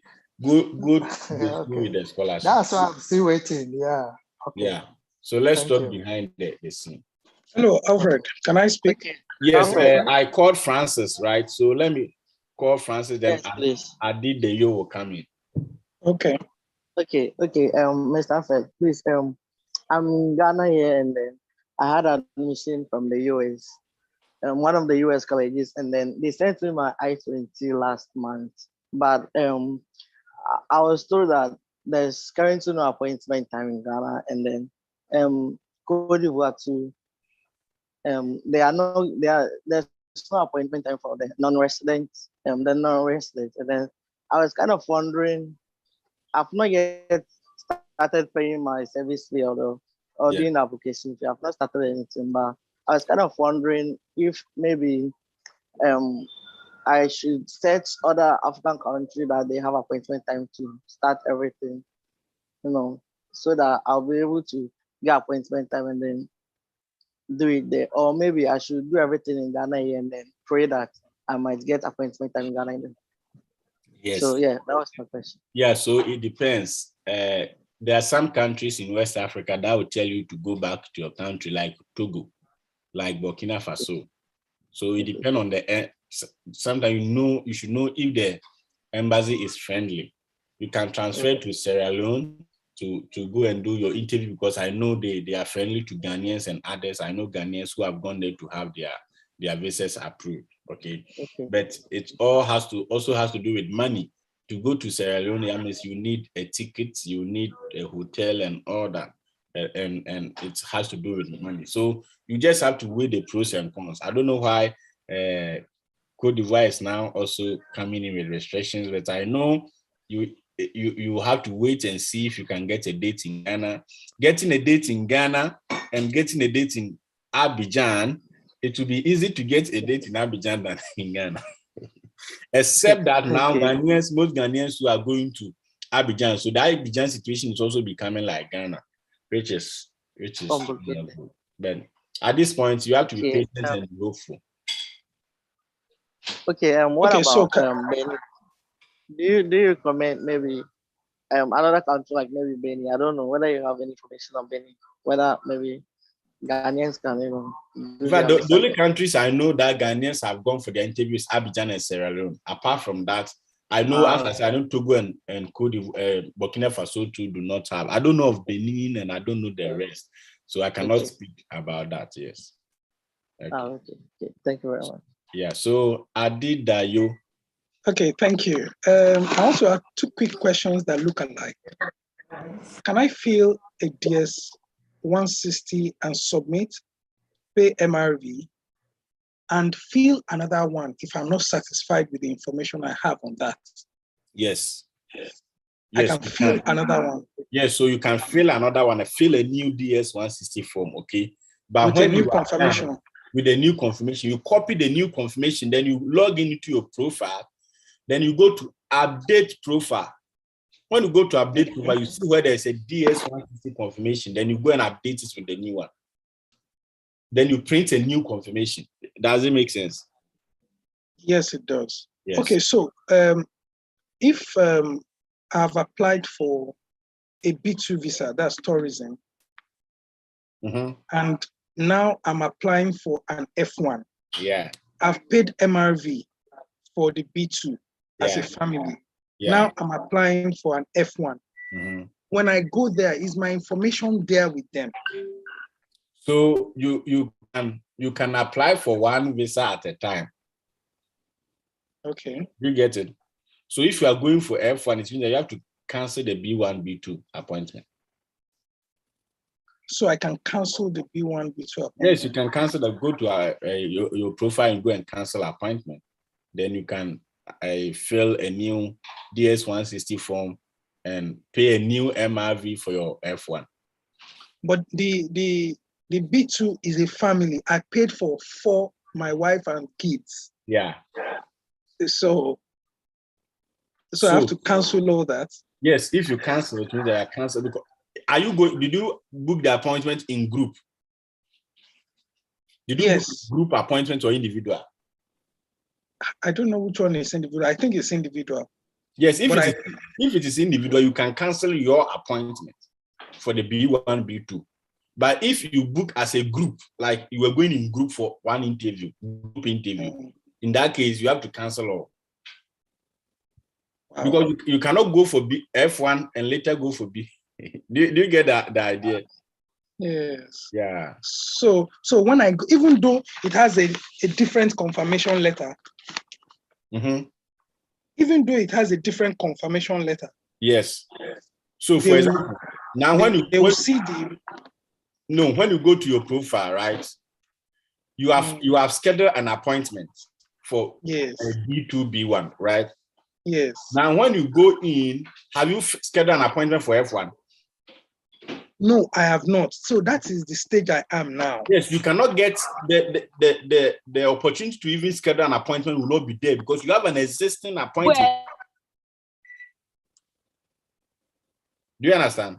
Yes. The opportunity for you to even go ahead to schedule an appointment will not be there because you have an existing appointment. Do you get it? Yes, I do. Good. All right, thank you. All right.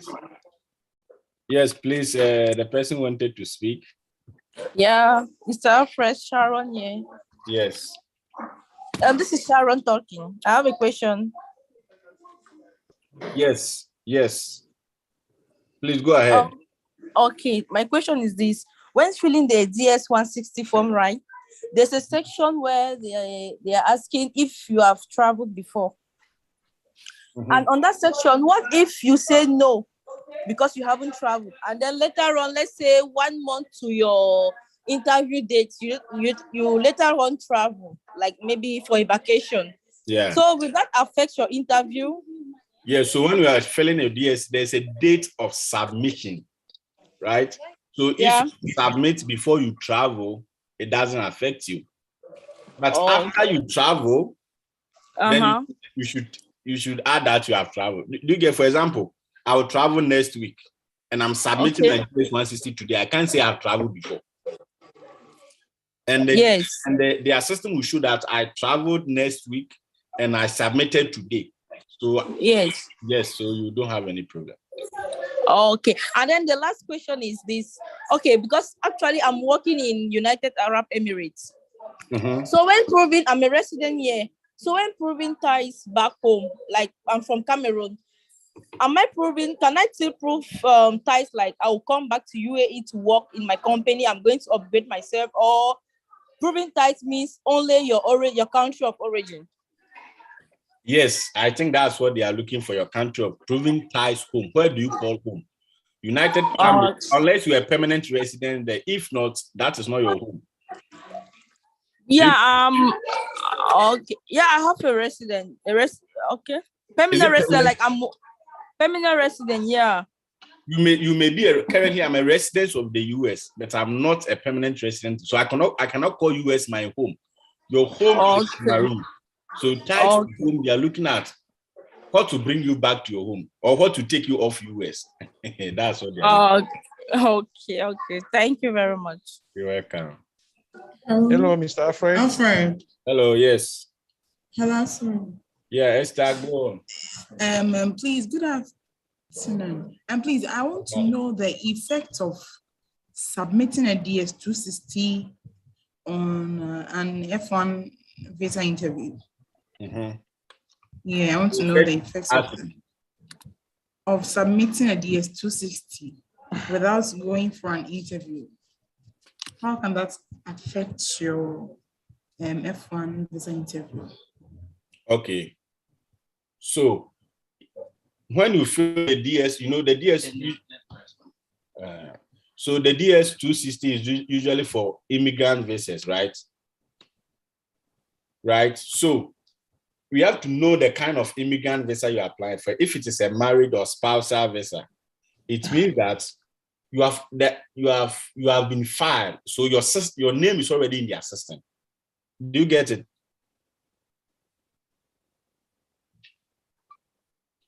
Hello, can you hear me? It means that you have filed it. Hello, Esther. Hello, Alfred. Mr. Alfred? Yes. I think she has a problem of connection. Maybe I'll go ahead and ask her question before she comes back. Okay, all right. I'd like to start by thanking you for the wonderful work you are doing. We really appreciate and pray that God will continue to bless you. Thank you. Actually, if I had this opportunity before my first appointment, maybe I wouldn't have missed it. But I don't still regret, because maybe if I had got the visa, I wouldn't have come across this school to learn more. Yeah. Okay, I have this problem. My first problem is that I filled my DS-160 form, and I initially indicated that I have a relative. That's my maternal uncle. But after since I've been making findings why I was denied a visa, I came to realize that it's only important to indicate relatives that are directly close to you, maybe your father, your mother, or your siblings.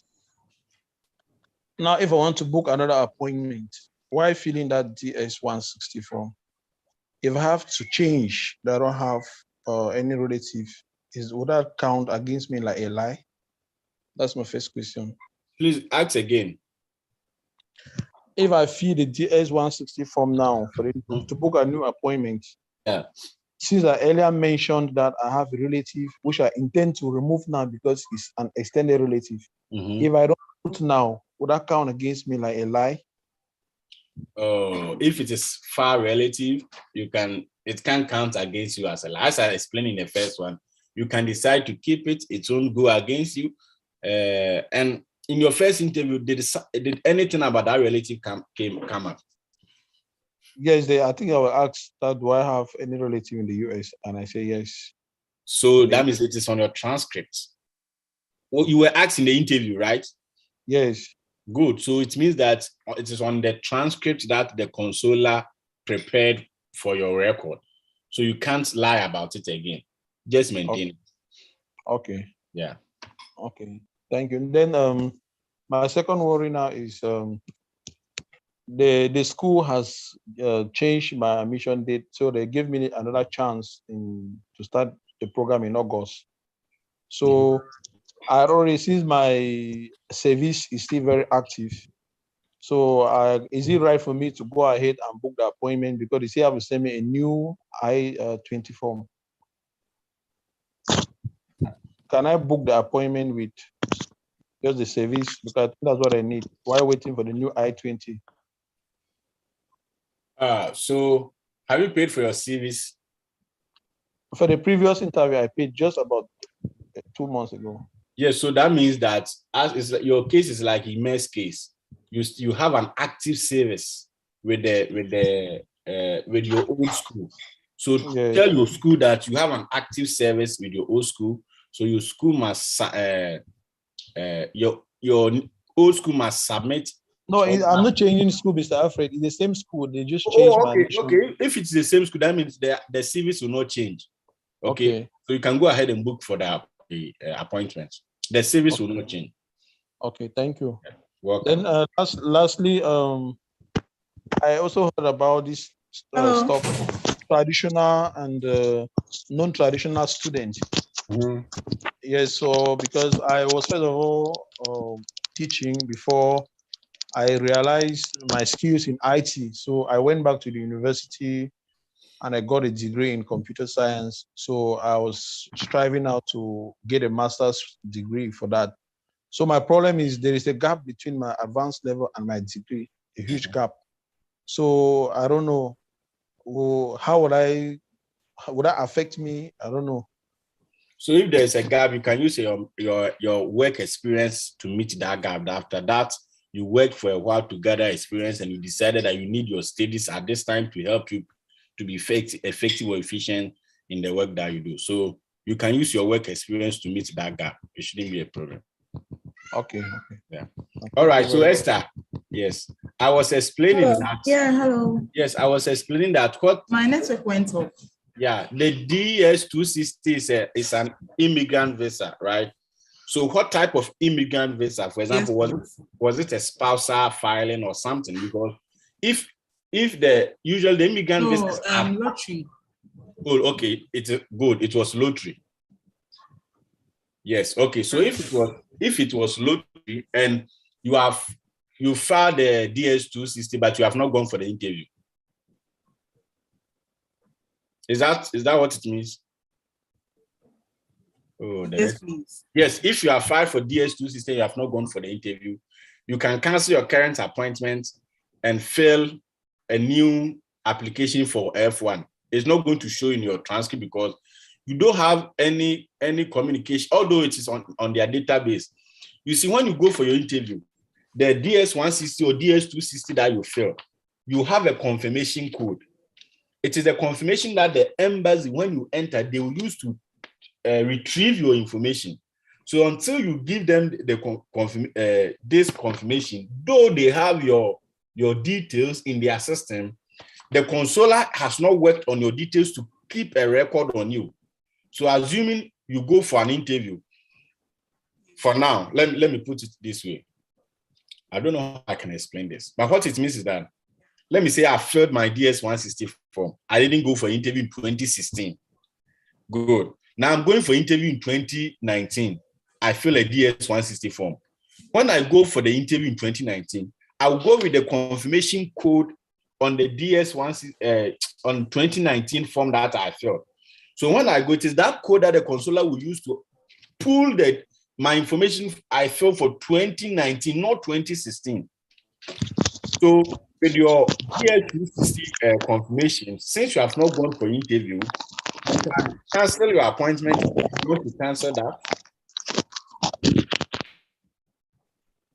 If you want to cancel it, or if you decide you don't want to go for the interview again or whatever, you can cancel it and go ahead with your F1. How do I cancel that, please? Because I didn't schedule any appointment. Come again. I'm asking how I'm going to cancel that since I didn't schedule any appointment for the lottery. Okay, for the lottery, usually it is the embassy that gives you appointments, right? Yes, please. They will tell you when to. So does it mean that you have lost the opportunity to come with the lottery? Let me establish that. Yes, please. Yes, please. I've lost that. Okay, so the embassy didn't send you any interview dates and all that. Yes, there was nothing like that. Okay, so you can go ahead and go with your F1. I have a date now for the F1 at Abidjan. Yes. When you go and your lottery issue come up, I don't know why the lottery didn't go in or wherever, but you tell them that yes, you won the lottery, but later you decided not to go, maybe because of issues, family issues or whatever, but you have also getting admission and you are interested in advancing yourself to come back. The only issue is that sometimes when you win a lottery, it already shows that you have intent of immigrating to the US. Do you get it? When you win a lottery, it means that you have demonstrated that you have an intent to come and stay in the US permanently. So when you go and a question on that come up, your role will be to prove to the consular that intent has changed. That intent has, or the reason to come and study is now supersedes your intention to stay, or is very beneficial. Is that helpful? Okay. All right. And then I have another question to do with, I have 2 stories now. I currently work with a company that I will receive a letter from to back up my proof of tithe. That's how the company work with them. But then my uncle who is sponsoring me also has a company. So I know if I should tell them I'm coming back to my uncle's company or coming back to work in my company where I work. Okay, so just ask yourself, is the company that you work willing to sponsor you? Are they sponsoring your study? Financially, no. Okay, no, so if you were your uncle, right? You were your uncle. The kind of things that you are going to study, can it not benefit your uncle, or does it not fit your uncle's company? It can. So do you think that if you were your uncle or you were the consular, you believe that your uncle will spend so much to train you to come and work for another company when he also has a similar company? Is that a rational decision, that a rational economic decision that businessmen would do? No, it's not. Good. So that should help you to. But my problem is I might not get a letterhead to back that claim. But with my company, I would get a stamped letter. So that's my worry now. No, if your uncle is sponsoring you, and is your uncle the owner of the company or something?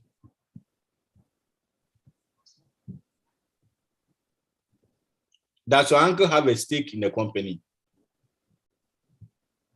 Come again, please. Does your uncle have a stake in the uncle's company? Does he have a stake? I don't get you, please. Yes, does your uncle have a stake, has a ownership or some kind of control in the company? That's his company. Good. So if that is his company, how can he give you money, but he cannot give you a letter to show that after you should come and work there? Does that make sense? So any ordinary letter without a letterhead is fine. But your uncle's company, does it not have a letterhead? Well, it's not really a structured company. Okay, because the issue is that first, you don't need any letter from your company to prove that you come back home. Because let me tell you, yes, you are working with a company and you are going to study, and let's say they are giving you a letter, that does not show that you come back. That does not connect, or that does not prove ties to home. Because when you come to US and you are done with studies, you can decide to take a better opportunity somewhere. You have no bond with your current company because they didn't sponsor you. They have no control. You have no bond with them. You are just leaving to study, and they say, okay, after studies, you can come and work. You can, or you come and work. It is not binding. Does that make sense? Consolers know that it is not, unless your current company is also contributing to your studies, to say we are sending this lady to school to go and study this, after school, he will return to come and do this. It is binding because the company has a share in your studies. They have a role. But when the company is not paying anything and I come and study, after you can decide not to go and work there, even though they have given you a letter. So that does not show enough proof of return. Does that make sense? The letter alone does not show enough proof.